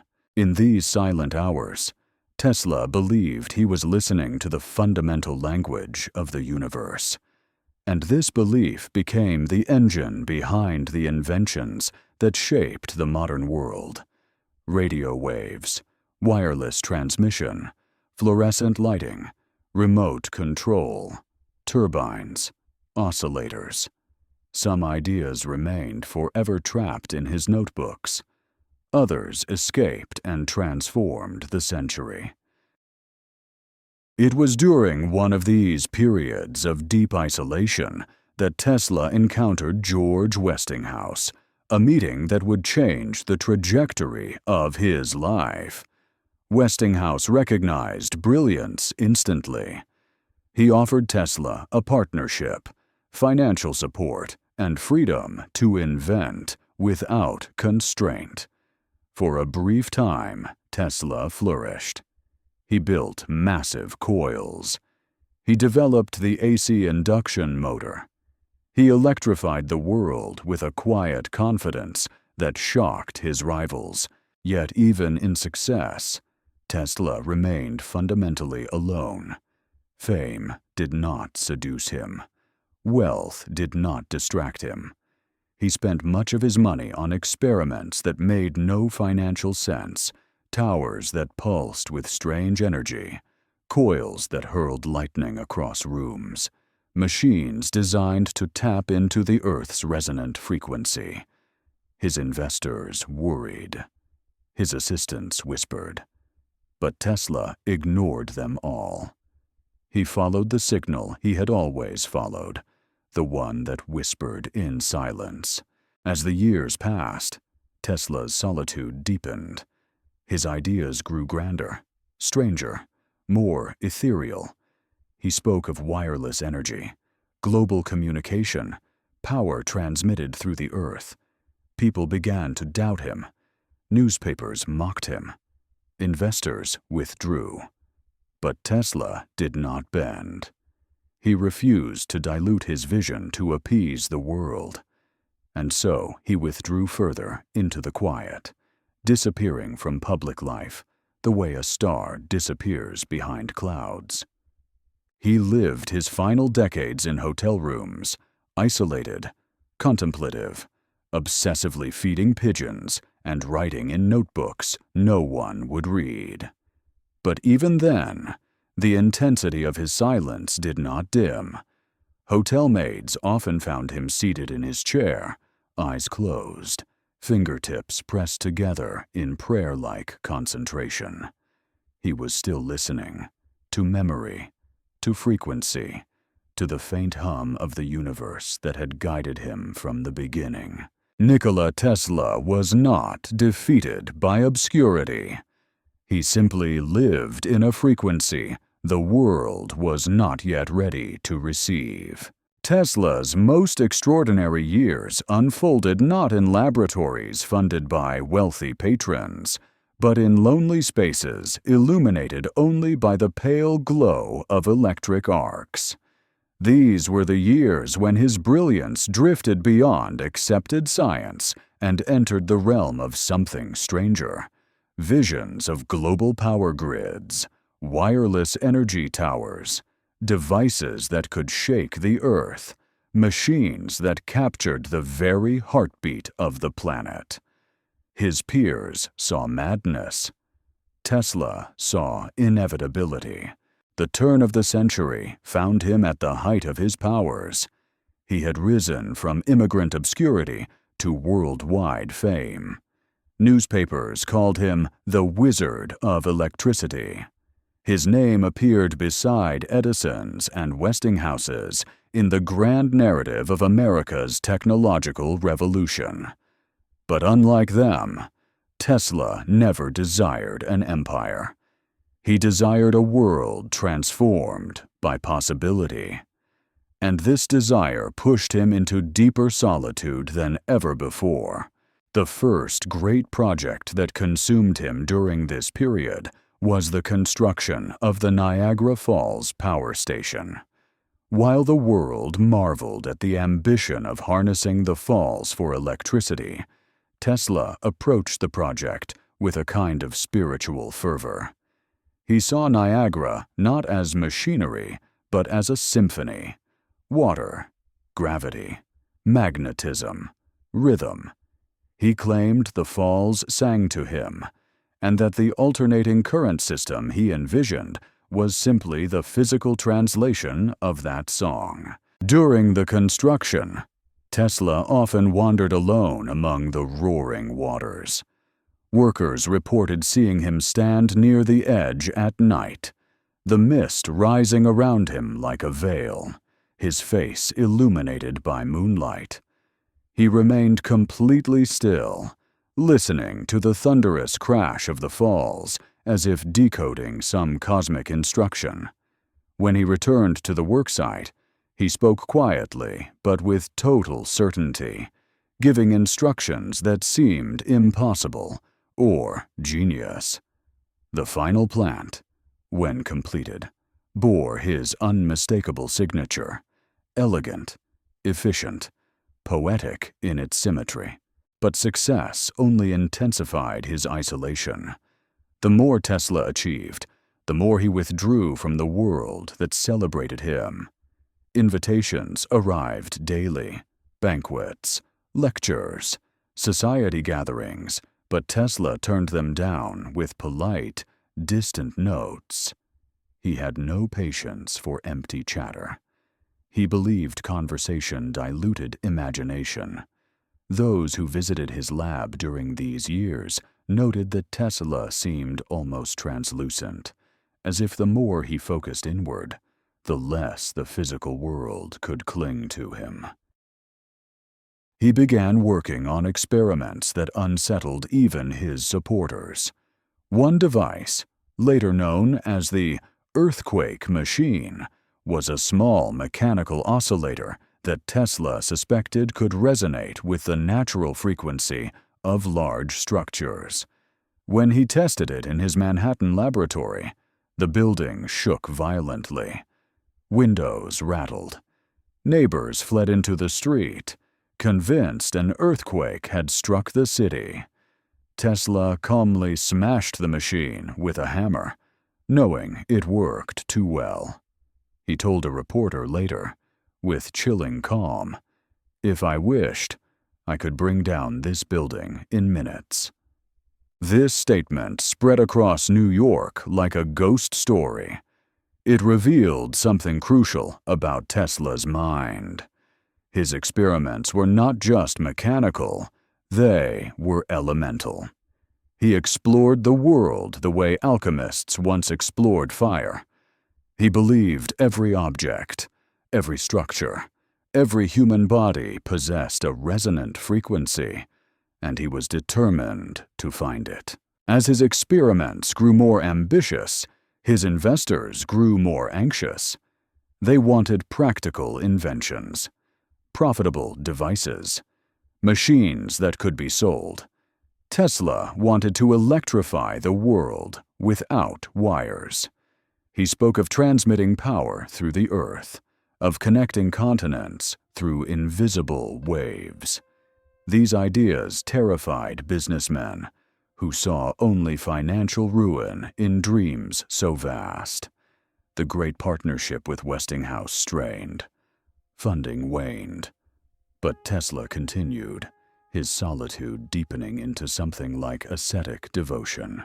It was during this period of heightened isolation that Tesla embarked on his most infamous project, Wardenclyffe Tower. Rising from the earth like a metallic skeleton, Wardenclyffe was Tesla's attempt to create a global wireless energy system. He envisioned a world where power flowed freely, where nations shared energy without wires or boundaries, where distance meant nothing. He believed the tower would become a monumental breakthrough, not just for science, but for humanity itself.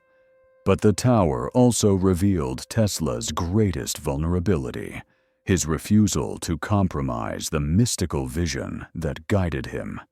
He worked obsessively on Wardenclyffe, often sleeping inside the unfinished structure, listening to the wind through its iron beams. He built enormous coils that generated bolts of lightning so intense they were visible miles away. Locals grew terrified, insisting the tower invited storms or disturbed spirits. Tesla only smiled when he heard their fears. He believed they were witnessing the first sparks of a new age. Yet, the money ran out. J.P. Morgan, who had funded the early construction, withdrew support after realizing Tesla intended to distribute power freely rather than sell it. Investors fled. Critics mocked the tower as an eccentric's folly. Newspapers called it Tesla's monument to delusion. When the project halted, Tesla did not rage. He did not plead. He did not collapse into despair. He simply stood beneath the unfinished frame one last time, resting his hand on the cold metal, eyes distant. A few days later, he locked the laboratory and walked away. Wardenclyffe remained a skeleton, part dream, part ghost, part prophecy. This failure marked the beginning of Tesla's long descent into obscurity. Yet he never spoke ill of anyone who abandoned him. He blamed no one. He accepted the collapse with the same silence that had guided his genius. His friends insisted that he carried no bitterness, only a deep sadness that the world had not heard the signal he attempted to transmit. His focus turned inward. His habits grew stranger. He became obsessed with numbers, especially 3, 6, and 9, which he believed were keys to the universe. He followed rigid routines, walking around Manhattan blocks exactly 3 times before entering a building. He wore gloves to avoid contamination, convinced that germs disrupted his concentration. He ate the same dinner every night.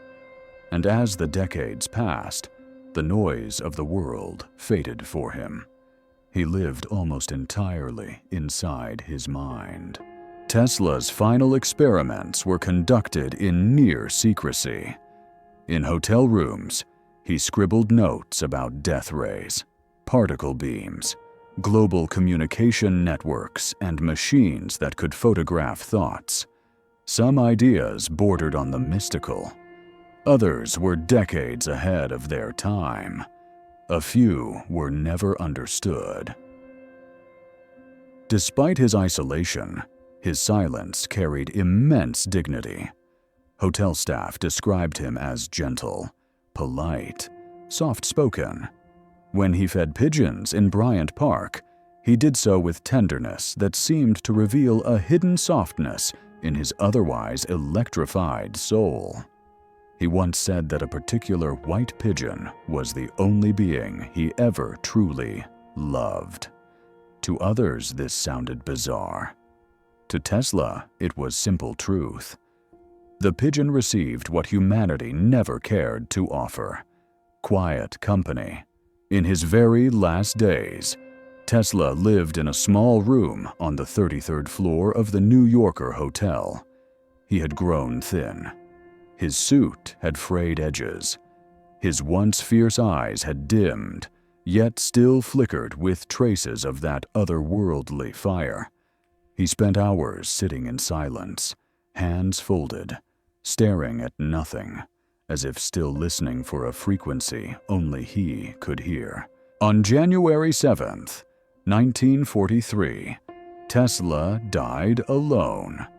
A maid found him seated in his chair, peaceful, as if he had simply drifted from the physical world into the electrical currents he always believed connected everything. He left behind trunks of notebooks, unexplained diagrams, half-finished blueprints. Many were confiscated by the government. Others disappeared. Some remain mysteries. But perhaps the greatest truth of Tesla's life is this: he was not defeated by solitude. He was born from it. Tesla stands as the purest example of the law of deep focus, proof that silence is not the absence of life, but the birthplace of worlds.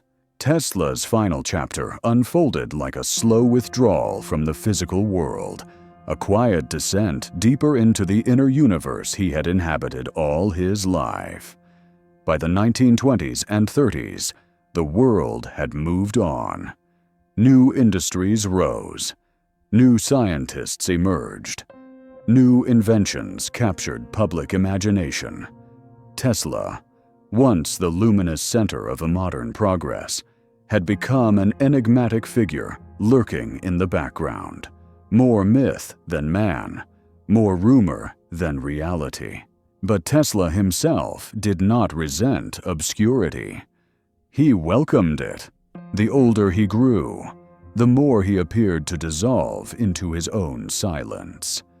His body weakened, but his mind remained as sharp and restless as lightning searching for a conductor. He no longer had laboratories filled with glowing coils or teams of assistants rushing to keep up with his ideas. Instead, he worked in small hotel rooms cluttered with papers, diagrams, folded napkins filled with strange symbols, and letters written in his elegant, looping handwriting. The grandeur of his early experiments had reduced to the faint scratch of pen against paper. To an ordinary observer, these notes would have seemed incomprehensible, chaotic, even childish. But those close to Tesla knew the truth. He was writing in a private language, a mixture of equations, sketches, memory fragments, and meditations that only he understood. He no longer cared whether the world approved. He no longer sought investors. He no longer needed applause. He was creating for the purity of creation itself. But Tesla's silence was not empty. It was charged. Hotel staff often reported seeing him in the lobby late at night, sitting alone in an armchair with his fingers pressed together, eyes half closed. Sometimes he remained like this for hours, unmoving except for the subtle rise and fall of his breath. Guests tried to speak with him, but he answered only with gentle nods, as if surfacing from a world too delicate to describe. One maid said that walking into Tesla's room felt like walking into the aftermath of a thunderstorm. Something had happened, but she could not say what. The pigeons remained his only companions. He fed them daily, sometimes walking blocks out of his way to find crumbs for them. He watched them fly, studied their movements, spoke to them in soft murmurs. There was one white pigeon he claimed visited him every day, even finding his hotel room on the upper floors. He believed the pigeon understood him in a way no human ever had. When the pigeon weakened, Tesla nursed it with a tenderness that startled his friends. And when it died, Tesla said something had left him, something he could never recover. "My life's work," he whispered, "is finished." But still, he kept writing. He filled notebook after notebook with designs for technologies decades ahead of their time. He wrote of wireless energy grids, vertical takeoff aircraft, anti-gravity propulsion, and a device he believed could photograph thoughts. He described machinery that could tear open the sky, transmit messages across oceans instantly, or harness the natural resonance of the earth. These writings blurred the line between science and prophecy, between invention and mysticism. Some have since been proven plausible. Others remain unsolved riddles. Tesla's loneliness did not embitter him, it refined him. His gentleness grew more visible. He became deeply philosophical, speaking about the mind, the soul, the nature of reality. He believed that all things were connected through vibration. He believed that thought was a form of energy. He believed that the universe was alive, conscious in ways humanity had not yet imagined. He once told a journalist that the greatest truths could not be shouted. They could only be whispered to those who had trained themselves to hear. His isolation, however, made him vulnerable. Government agents became increasingly interested in his work. Journalists wrote sensational stories about secret death rays and hidden weapons. Con men approached him, pretending to be investors, hoping to exploit his trust. Hotel staff protected him when they could. They loved him the way one loves a fragile elder, someone brilliant, kind, and quietly fading. Yet Tesla never feared exploitation. He feared only one thing, that his ideas would fall into the hands of men who lacked his sense of ethics. He once said, "I could split the earth like an apple, but I will not." It was not arrogance. It was warning. In his final years, Tesla lived almost entirely in memory and imagination. He rarely left his room except for short walks or to feed the pigeons. His suits were worn thin, his shoes scuffed, his hair gray and uncombed. But his eyes, those strange, luminous eyes, still flickered with the remnants of a mind that had once illuminated the modern world. On the last night of his life, Tesla sat in his chair with a notebook open on his lap. He had written only a few lines, about frequency, about waves beneath waves, about a pattern he believed connected thought to matter.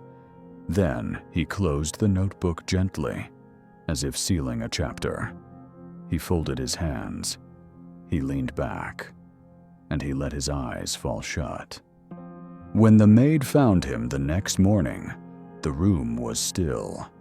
Tesla had passed silently, without drama, without witness, as quietly as he had lived. There was no final declaration, no last revelation, only rest, deep, absolute rest. The world reacted with confusion. Some mourned, some shrugged, some speculated wildly about lost inventions. Government officials arrived quickly and took his papers. His notebooks vanished into classified archives. His belongings were boxed, stored, lost. But his legacy, his true legacy, did not disappear. For Tesla was not merely an inventor. He was the embodiment of the law of deep focus, the living proof that the greatest breakthroughs emerge not from frenzy, but from silence. His mind operated like a tuning fork placed against the universe, receiving frequencies the rest of humanity could not yet interpret. And though he died alone, Tesla's silence echoes in every corner of the modern world, every electrical system, every wireless signal, every piece of technology built on the principles he saw long before anyone else.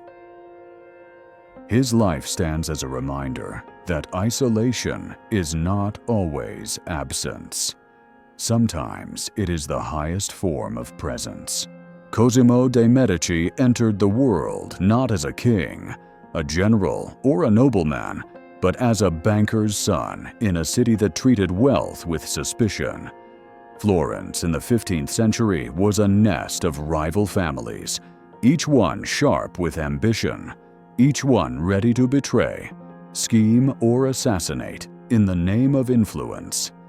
Yet amidst this turbulence rose a man who mastered power in a way the world had never seen, silently, patiently, invisibly.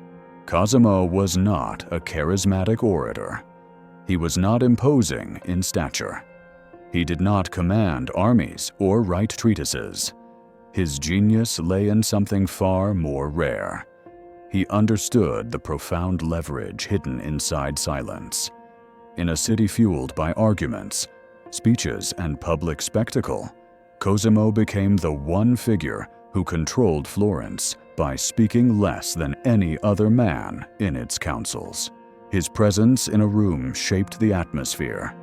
When debates erupted, Cosimo leaned back, folded his hands, and simply listened. He rarely interrupted, rarely reacted, rarely revealed what he thought. The louder the room grew, the deeper his stillness became. This unnerved his rivals. They did not understand him. They could not read him. And in a society where reputation lived through rumor, Cosimo's silence made him a ghost that haunted every conversation. The boy who grew up counting coins would become the quiet center of Florence's most turbulent century. But to understand Cosimo, we must begin with the one moment that defined him, the moment he realized that the world could be controlled not through force, but through restraint. It was the year 1433 when political factions conspired against him. Fearing his growing influence, the Albizzi family orchestrated a coup. Cosimo was arrested, accused of treason, and imprisoned in the Palazzo Vecchio. His enemies wanted him executed. Many expected Florence to erupt into chaos, but Cosimo sat in his cell without panic, hands clasped, eyes lowered in quiet contemplation. He knew the city better than anyone. He knew its people, its markets, its alliances, its tempers. He knew that fear could be used as leverage, but only by the man who controlled his own fear. Visitors later described how Cosimo accepted his imprisonment with a composure so disarming that even his guards grew unsure whether they were detaining a prisoner or a philosopher. He spent the nights in meditation, sleeping little and thinking much. He listened to the footsteps in the corridor, the whispers of conspirators outside. He studied every sound like a mathematician studying a theorem. When the moment of sentencing arrived, Cosimo's silence produced its first miracle. The council, stacked with his enemies, expected him to plead. But he did nothing. He simply stood, hands folded, waiting. The silence stretched to unbearable lengths. Men shifted. Faces reddened. Finally, they sentenced him to exile instead of death. Cosimo bowed once. Then he left the city. They believed they had removed a threat. They did not realize they had unleashed inevitability. During his exile in Venice, Cosimo waited patiently. He did not send fiery letters. He did not attempt to rally armies or plot revenge. He observed, listened, calculated. Meanwhile, Florence discovered the cost of removing the one man who understood how to stabilize its economy. Trade contracts faltered. Foreign partners grew anxious. Markets quivered. Florence realized that Cosimo had not simply been a banker. He had been the unseen spine of the city. Within a year, the people demanded his return. Florence begged for the man it had exiled. Cosimo walked back into the city quietly, without triumph, without declarations. He entered with the calm of a man who had already foreseen everything. His enemies fled. His supporters multiplied. And thus began his true reign, not as a ruler, but as the architect of an invisible empire. He governed through pauses. In the councils, when men argued, Cosimo observed. His eyes moved from speaker to speaker, weighing their temperament, their alliances, their fears. When asked for his opinion, he responded after long contemplation, sometimes with a single sentence that dissolved entire debates. His pauses became famous. People believed Cosimo could shape the future during the silence between breaths. He never raised his voice. Yet Florence bent around his will. He used loans instead of force, patronage instead of threats, relationships instead of decrees. When he wanted to influence a decision, he did not pressure the council. He simply offered financial lifelines to families who depended on him. When rivals attempted to oppose him, he did not confront them publicly. He waited, observed, allowed them to reveal their desperation.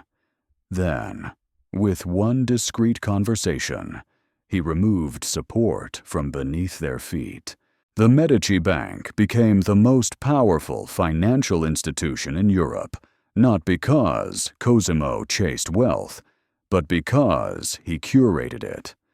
He refused speculative ventures. He avoided political entanglements that lacked strategic depth. He cultivated a reputation for reliability so strong that kings borrowed from him, popes trusted him, and merchants competed for his favor. Cosimo also understood something that would make his family name immortal. Power is sustained not by dominance, but by culture. He funded artists quietly.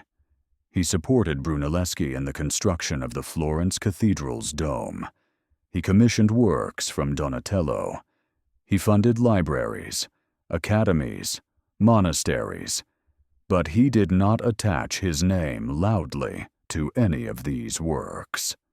When asked why he spent so much on art and architecture, he responded with characteristic understatement, "Because others cannot." That was his philosophy. Create value so immense that gratitude becomes a form of power. What separated Cosimo from other rulers of his time was his remarkable emotional discipline. He controlled his anger the way a surgeon controls a blade.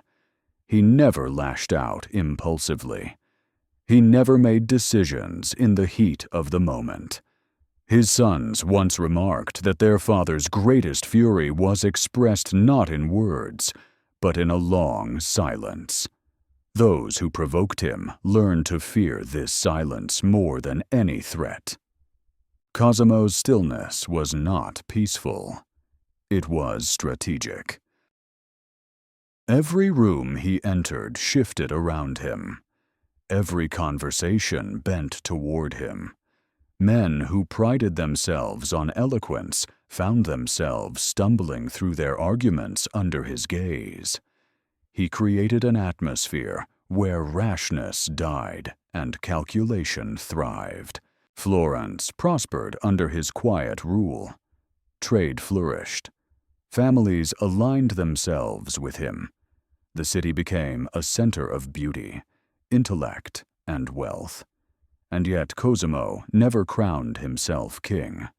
He never took an official title. He governed invisibly, through presence rather than proclamation. In his old age, he often walked through Florence in plain clothing, unrecognized by many citizens.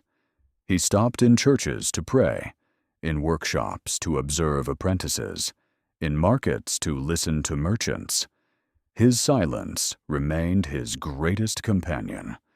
When asked by his grandson how one acquires power, Cosimo replied, "Slowly, and never all at once." He died peacefully, surrounded by family, leaving behind a city transformed. Cosimo's story reveals the final and most subtle law of wealth. The power of strategic absence, the ability to let silence do what force cannot. Cosimo returned from exile with the calm of a man entering his own home after a long walk. But Florence knew the truth. The city no longer owned him. He owned the city. Yet he never acted like a conqueror. There were no parades, no public speeches, no triumphant proclamations. Cosimo re-entered Florence the same way he had always moved through life, quietly, deliberately, as if the louder a man acted, the smaller his actual influence must be. This subtlety confused his enemies. They expected retaliation. They prepared for political purges, public humiliation, demonstrations of force. But Cosimo gave them none of these things. Instead, he resumed his work at the Medici Bank as if nothing had happened. He visited churches. He met with merchants. He walked through the markets. He listened. He observed. He allowed Florence to speak before he responded. His silence disarmed the city. People began to approach him with new respect. Merchants sought loans. Artists brought sketches. Priests asked for donations. Politicians asked for guidance. Cosimo, in his soft voice, offered help selectively. He gave nothing freely. Every gift, every favor, every loan became part of an intricate web of obligation. Not coercion, obligation. Florence learned that Medici generosity came with invisible strings that bound loyalties not through fear, but through gratitude, the strongest currency of all. Cosimo understood that a favor granted today was an empire secured tomorrow. And so began the true genius of his pause strategy. In the Signoria, the ruling council of Florence, Cosimo rarely spoke during debates. He sat with hands clasped, brows lowered, eyes drifting thoughtfully from speaker to speaker. When disagreements escalated, others argued passionately, frantically, sometimes foolishly. Cosimo watched. He never rushed to intervene. He allowed men to reveal their intentions through their chaos. Then, when the room was exhausted, when tempers had flared and cooled, Cosimo delivered a sentence that reframed the entire issue. Not with force, not with rhetoric, with clarity. He became the council's anchor. Some said Cosimo could end an argument with a single breath.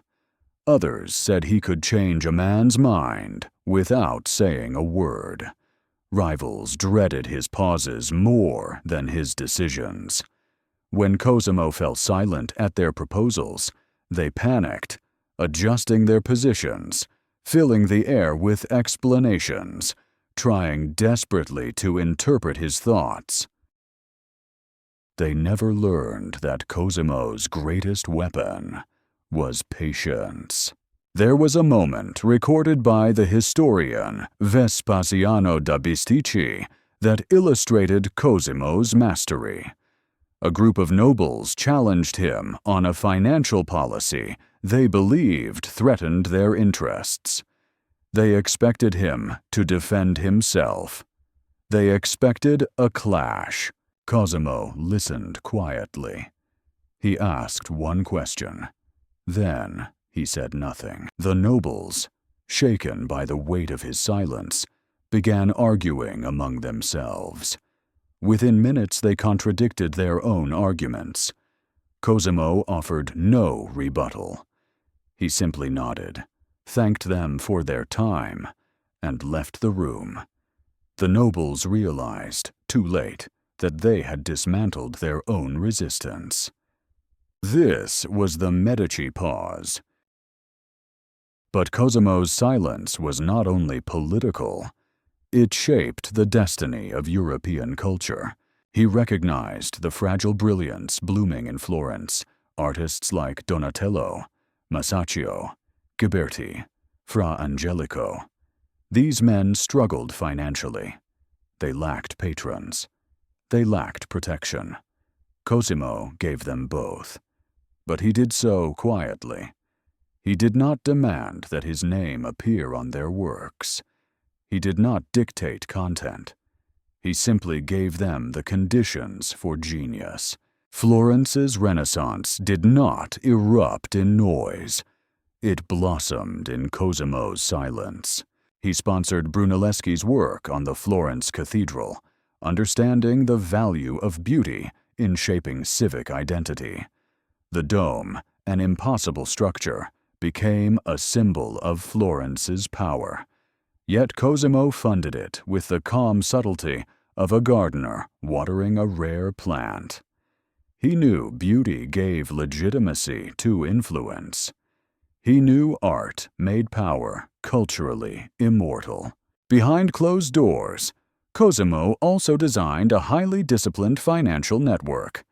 He expanded the Medici Bank across Europe, Venice, Rome, Bruges, London. Each branch followed his same philosophy of discretion. Medici bankers spoke softly. They dressed modestly. They dealt in trust, not spectacle.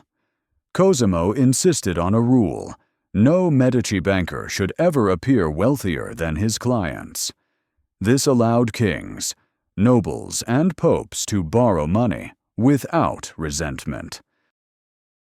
Cosimo's silence protected his empire in ways armies could not. He maintained alliances through quiet generosity. He cultivated loyalty through private counsel. He resolved conflicts through long pauses rather than threats. He even approached death with silence. As he aged, Cosimo withdrew further from public life. He spent long hours in the Medici gardens, walking among orange trees, contemplating the nature of time. He prayed daily. He visited the libraries he had funded, watching scholars study manuscripts he personally commissioned. He reflected on the fragility of power, the unpredictable tides of fortune, and the importance of inner discipline. One evening, near the end of his life, his grandson Lorenzo, who would later be known as Lorenzo the Magnificent, asked him how a man should lead. Cosimo paused. Then he spoke softly. A leader does not raise himself above others. He raises others quietly until they raise him. Cosimo died in 1464. Florence mourned with genuine sorrow. His funeral was grand, but his gravestone was simple. Even in death, he refused spectacle. The city later named him Pater Patriae, Father of the Homeland, yet he never once sought that title. His power had been invisible. His legacy was not. Cosimo de' Medici's life reveals the final refinement of silence, not the silence of isolation, like Tesla, not the silence of pressure, like Morgan, not the silence of timing, like Vanderbilt, not the silence of secrecy, like Rothschild, but the silence of influence, the stillness that commands without force, protects without noise, and shapes destiny without ever raising a voice. Cosimo's final years unfolded like the last movement of a symphony, quiet, deliberate, filled with notes of reflection rather than ambition. The man who had once shaped Florence from the shadows now carried himself with the calm of someone who no longer needed to influence anything at all. Power had become a familiar companion, not a pursuit. Influence flowed naturally around him, no longer requiring strategy. His very presence had become a stabilizing force. He spent mornings in contemplation, often seated beneath the olive trees on the Medici estate, gazing toward the city skyline. The great dome of Santa Maria del Fiore, Brunelleschi's masterpiece that he had quietly helped fund, glowed in the morning sun. It pleased him not because it demonstrated his wealth, but because it proved that beauty outlasted politics.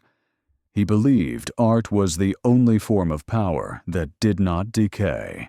Visitors who came to seek his counsel discovered a man who spoke even less than before. Cosimo listened with a depth that made men nervous. His eyes, still sharp beneath his aging brow, absorbed every detail. He let others reveal themselves through their anxieties, their rushed words, their evasions. Only when they finished did he respond with a single line that cut through confusion like a scalpel. Time will show you which fear is false. Do not chase influence, let it orbit you. The loud man loses himself before he loses the argument. You do not need more allies. You need fewer distractions. These phrases were not advice. They were meditations, distillations of a life lived through silence, conflict, and mastery. Merchants returned to their shops feeling wiser. Politicians left humbled. Artists felt seen. Priests felt restored. But Cosimo also carried a private burden, one he never voiced. He understood that Florence would one day test the Medici legacy. He knew power was fragile, and that even the strongest empires cracked when successors misunderstood the invisible work required to maintain them. And so he watched his sons and grandsons carefully, searching for signs of weakness or reckless ambition. He feared that noise might someday contaminate the quiet empire he had built. He placed great hope in his grandson Lorenzo. The boy possessed not Cosimo's silence, but his sensitivity. Lorenzo loved poetry, beauty, music, and the subtle rhythms of influence. Cosimo saw in him a different kind of leader, not a strategist in the shadows, but a patron whose charisma would keep Florence united. Shortly before his death, Cosimo called Lorenzo to his side and delivered what would become one of the most important lessons in Renaissance history. "You will lead differently than I did," he said softly. "But remember this: power begins where pride ends." Lorenzo never forgot the words. Cosimo's reputation outside the family continued to grow in his final years. Churches he had supported prayed for him daily. Scholars dedicated manuscripts to him. Foreign ambassadors sought his approval. But the honors he valued most were the quiet ones, the nods from merchants in the marketplace, the respectful glances from monks in the cloisters, the gratitude from artists whose hands he had freed. These were the people whose lives he had strengthened. He walked the city often, though more slowly now. When he entered a workshop, artisans straightened their backs. When he stepped inside a church, the congregation instinctively lowered their voices. Cosimo had never worn a crown, yet Florence treated him like a monarch, not because he forced obedience, but because his character had become a form of guidance. His evenings were spent in the Medici Palace library, reading illuminated manuscripts. Sometimes he read for hours without moving. His librarian noted that Cosimo's silence had changed with age. It was no longer strategic. It was contemplative. He seemed to be measuring his life, weighing the balance between his actions and the fate of Florence. Occasionally he closed a book and whispered a line of scripture or philosophy, letting the words sink into the stillness around him. In the final months, Cosimo's health declined sharply. He grew pale, thinner, more frail. His steps became slower, his silences longer. His family gathered often, surrounding him with quiet respect. The man who had once guided the destiny of Florence now struggled to rise from his chair, yet his mind remained as lucid as ever. One night, sensing his end approaching, Cosimo asked to be taken outside to the garden. The air was cool, the sky clear. Florence lay in the distance like a sleeping jewel. He gazed at the city for a long time, breathing slowly, absorbing every detail: the rooftops, the lanterns, the faint echo of footsteps in the streets. He whispered, "Everything is borrowed. Influence most of all." These were among the last words he ever spoke. The next morning, Cosimo de' Medici passed away softly, without struggle, without spectacle, fitting for a man whose greatest strength had always been restraint. Florence mourned him as it had never mourned anyone. Bells tolled across the city. Crowds filled the streets. The cathedral's immense dome resonated with prayer. Yet in the midst of this public grief, the deepest mourning occurred in the quiet corners, workshops, libraries, monasteries, markets, places where Cosimo's influence had shaped lives without anyone noticing. After his death, the city honored him with the title Pater Patriae, Father of his country. But the title did not capture his full legacy. Cosimo had shown Florence and the world that true power is not loud. True power does not demand attention. True power is steady, invisible, patient. It is a quiet hand on the wheel that guides a ship through storms without ever calling itself heroic.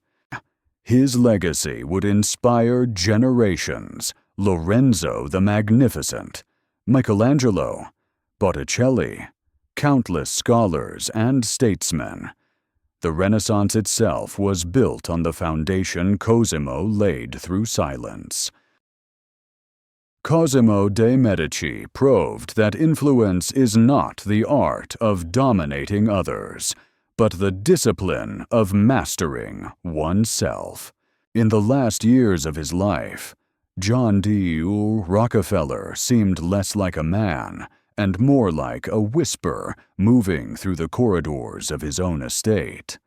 The titan who once controlled 90% of America's oil supply now walked slowly through gardens he had planted, speaking softly to gardeners, studying roses as if each blossom were a new question posed by the universe.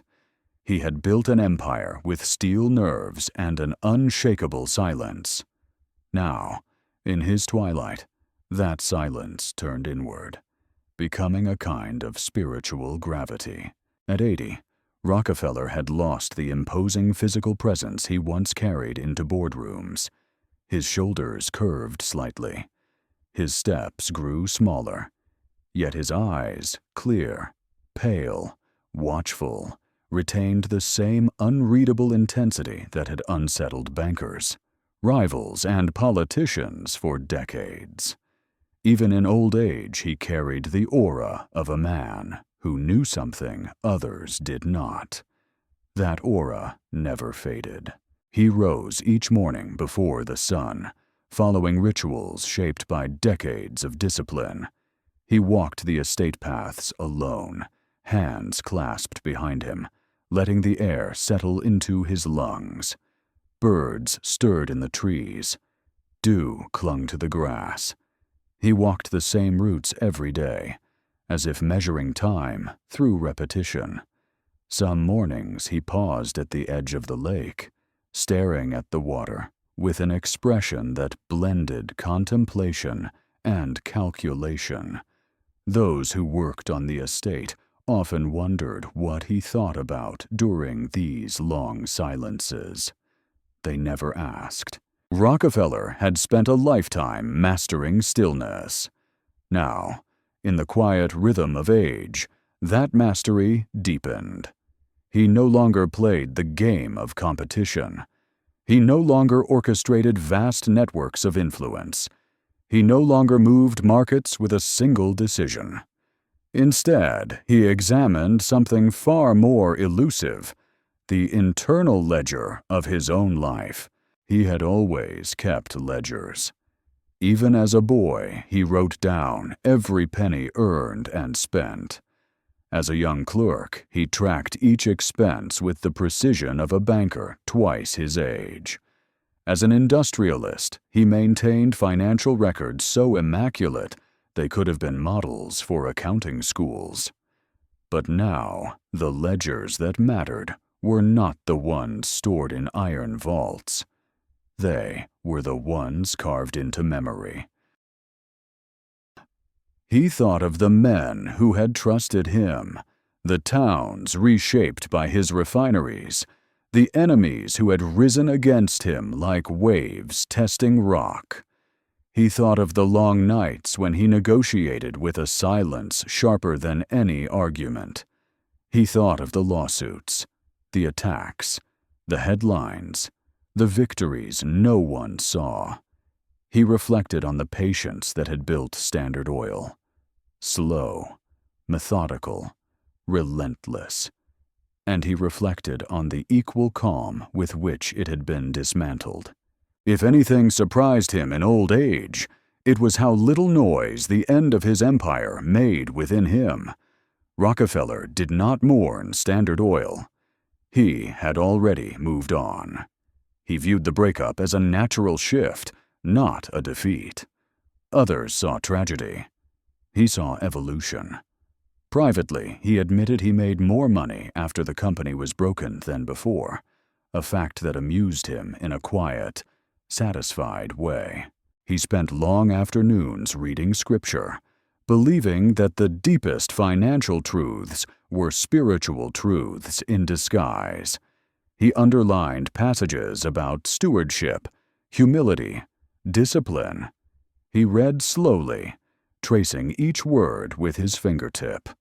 He believed every man carried two ledgers, the ledger of wealth and the ledger of character. One could be grown through strategy. The other required silence. He also became deeply invested in philanthropy, not from guilt or pressure, but from a belief that wealth was simply energy waiting to be redirected. He wrote donation checks the way soldiers sharpen blades, carefully, with purpose. Universities, medical institutions, scientific foundations all received pieces of the fortune he had constructed in silence. Visitors came often, seeking wisdom from the quiet old man who had shaped the modern world. Rockefeller rarely spoke at length. His sentences were short, measured, delivered with the same precision that once intimidated presidents. When young men asked for advice, he gave them the lines he lived by. Never lose your temper. Work every day as if your life depends on it. Save before you spend. Silence builds strength. But the one answer that lingered most in people's memories was this: think slowly, act quietly, let time speak. He believed time was the ultimate teacher. Time rewarded patience. Time punished noise. And in the end, time justified the man who could wait. As his body weakened, Rockefeller became even more inward. He spent hours in the library, sunlight falling across his thin hands, turning pages with a gentleness that contradicted the fierce will that once defined him. He reread histories of empires, biographies of kings, essays on morality. He seemed to be searching for something, not validation, not pride, but understanding. In moments of private reflection, he sometimes whispered a line from his early adulthood: "I shall never forget that a silent man is a strong man." It had guided him through the rise, through the storms, through the downfall, and now through the long twilight of his life. The world changed around him. Automobiles roared where horses once trotted. Radios filled homes with voices. Airplanes crossed skies he once thought unreachable. Yet Rockefeller remained serene. He no longer needed to shape the world. He needed only to understand it. On his final morning, staff found him seated in his armchair, head tilted slightly, eyes half open, as if he had been watching something invisible. There was no struggle, no final speech, no drama. He had slipped away the way he had lived, quietly, with composure, without spectacle. After his death, journalists tried to explain his life through numbers, barrels of oil, miles of pipeline, court cases, market shares. But numbers failed to capture the essence. Those who truly understood Rockefeller knew that his empire was built not on oil, but on discipline, not on ambition, but on stillness, not on noise, but on silence. The final ledger of his life was simple: Silence built power. Patience compounded it. Stillness protected it. Rockefeller's story teaches us that wealth is not a shout, it is a frequency, and only the quiet can hear it. If you are lying down now, allow your body to settle. Let the muscles soften. Let the breath slow. You have listened to the stories of powerful men. Now it is time for their lessons to echo inside you. Tonight you will not learn through effort.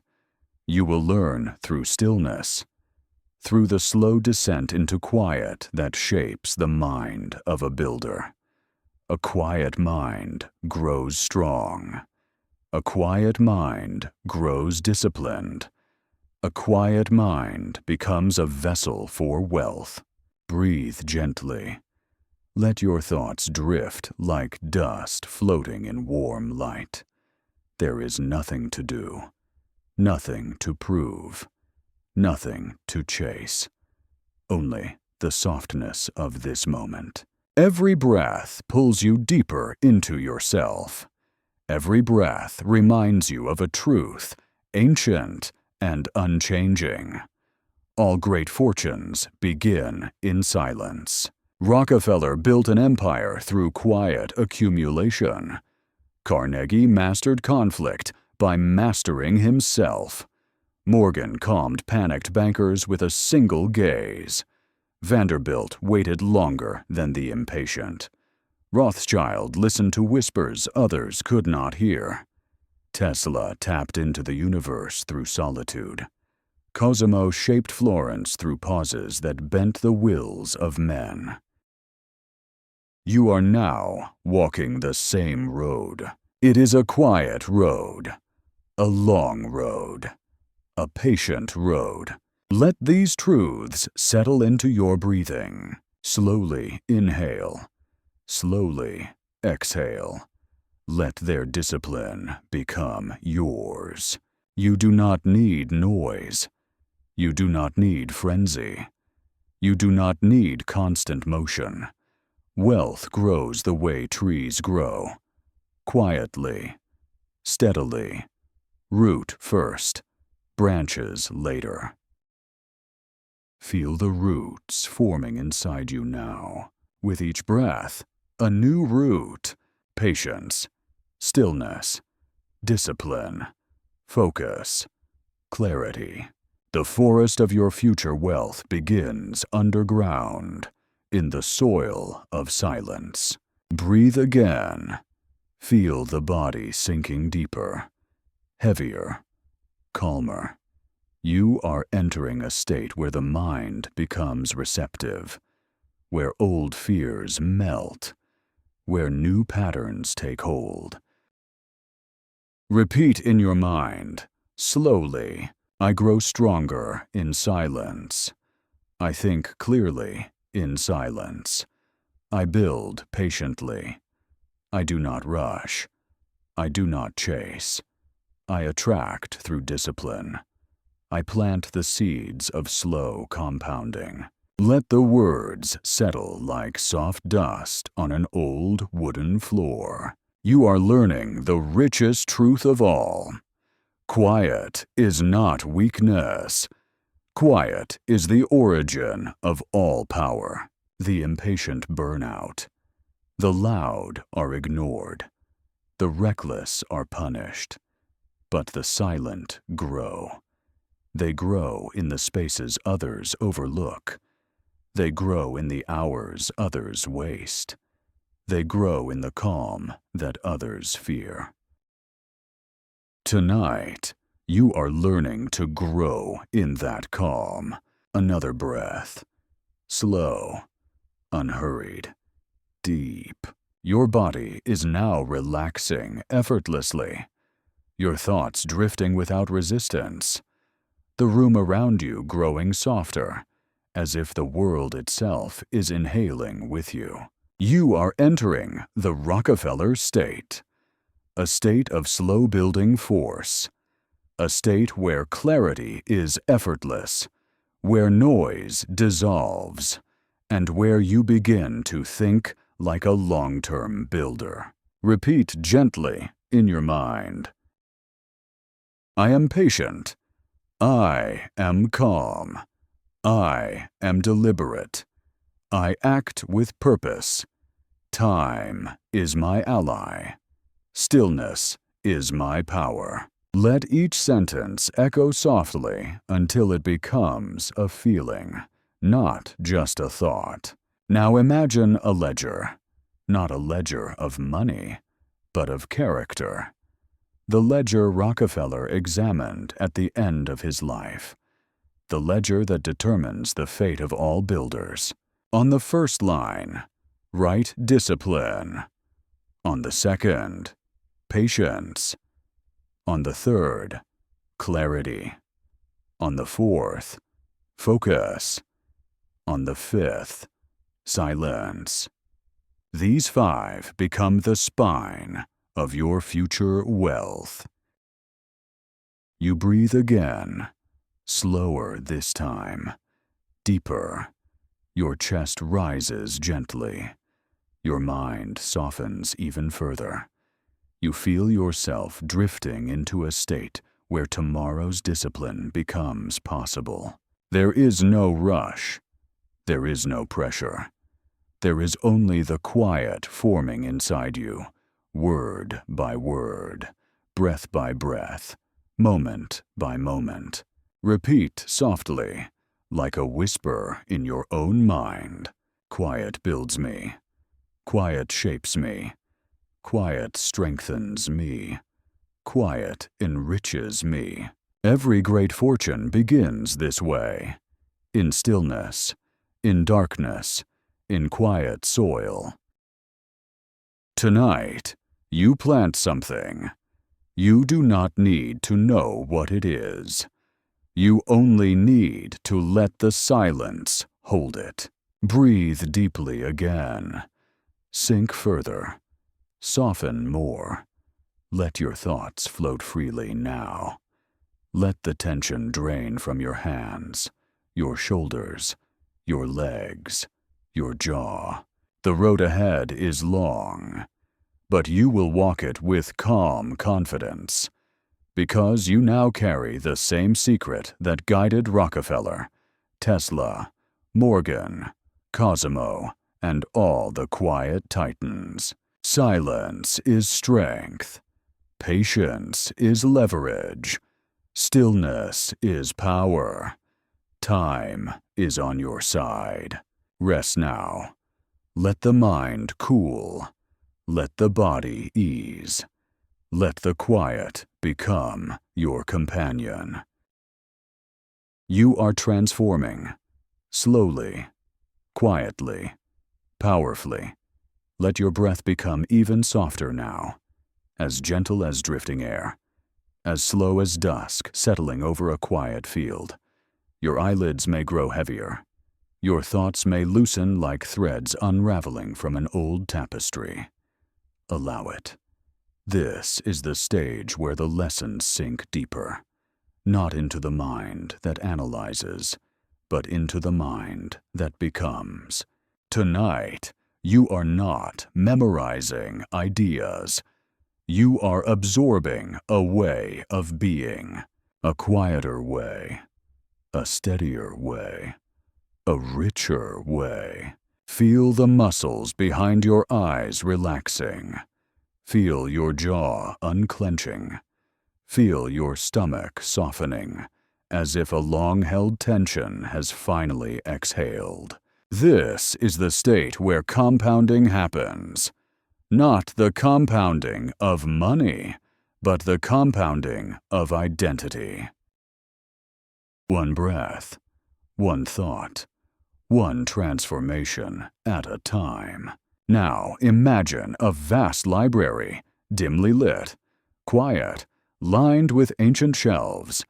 You are walking inside it, slowly, effortlessly. Each footstep echoes faintly, as if the room itself is acknowledging your presence. This library contains the wisdom of every quiet titan before you.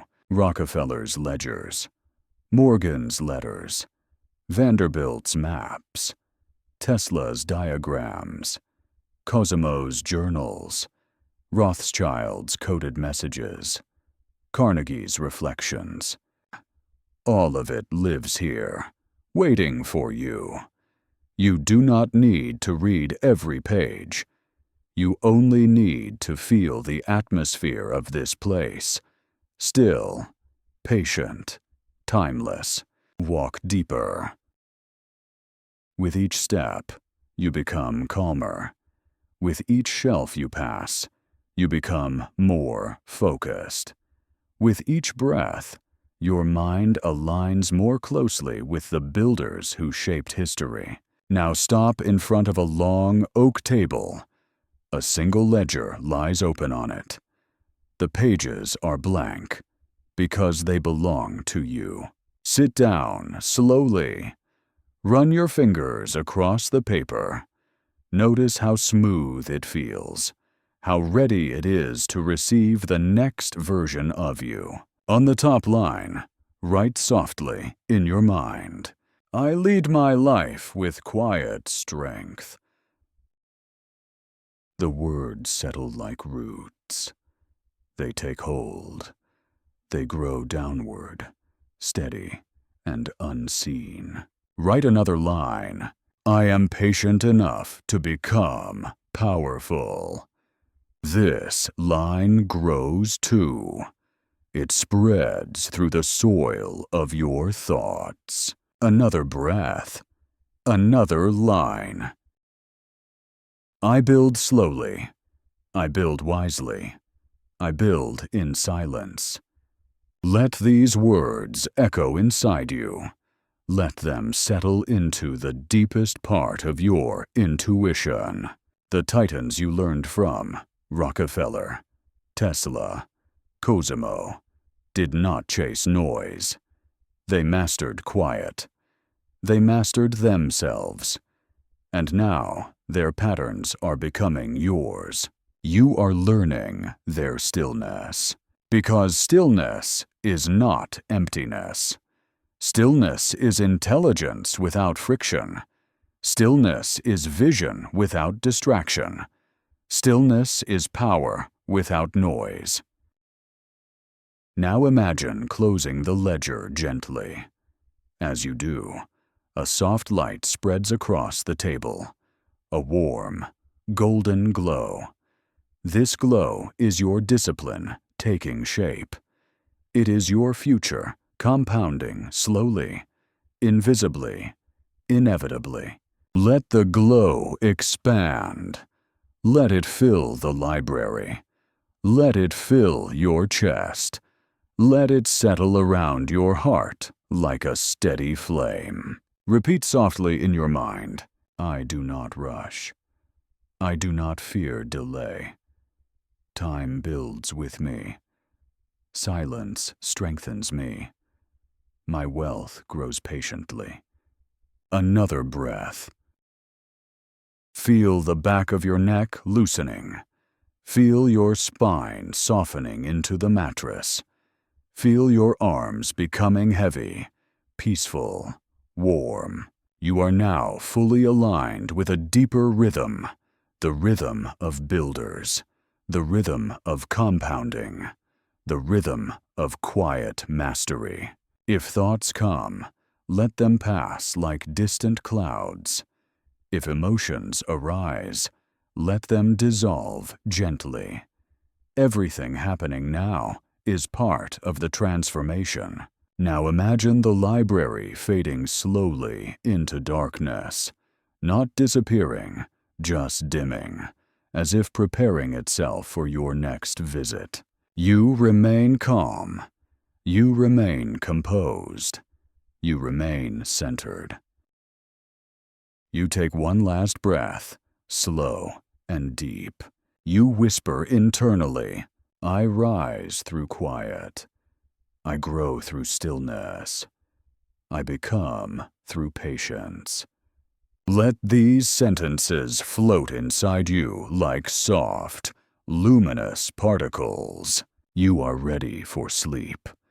You are ready for rest. You are ready for the quiet road ahead.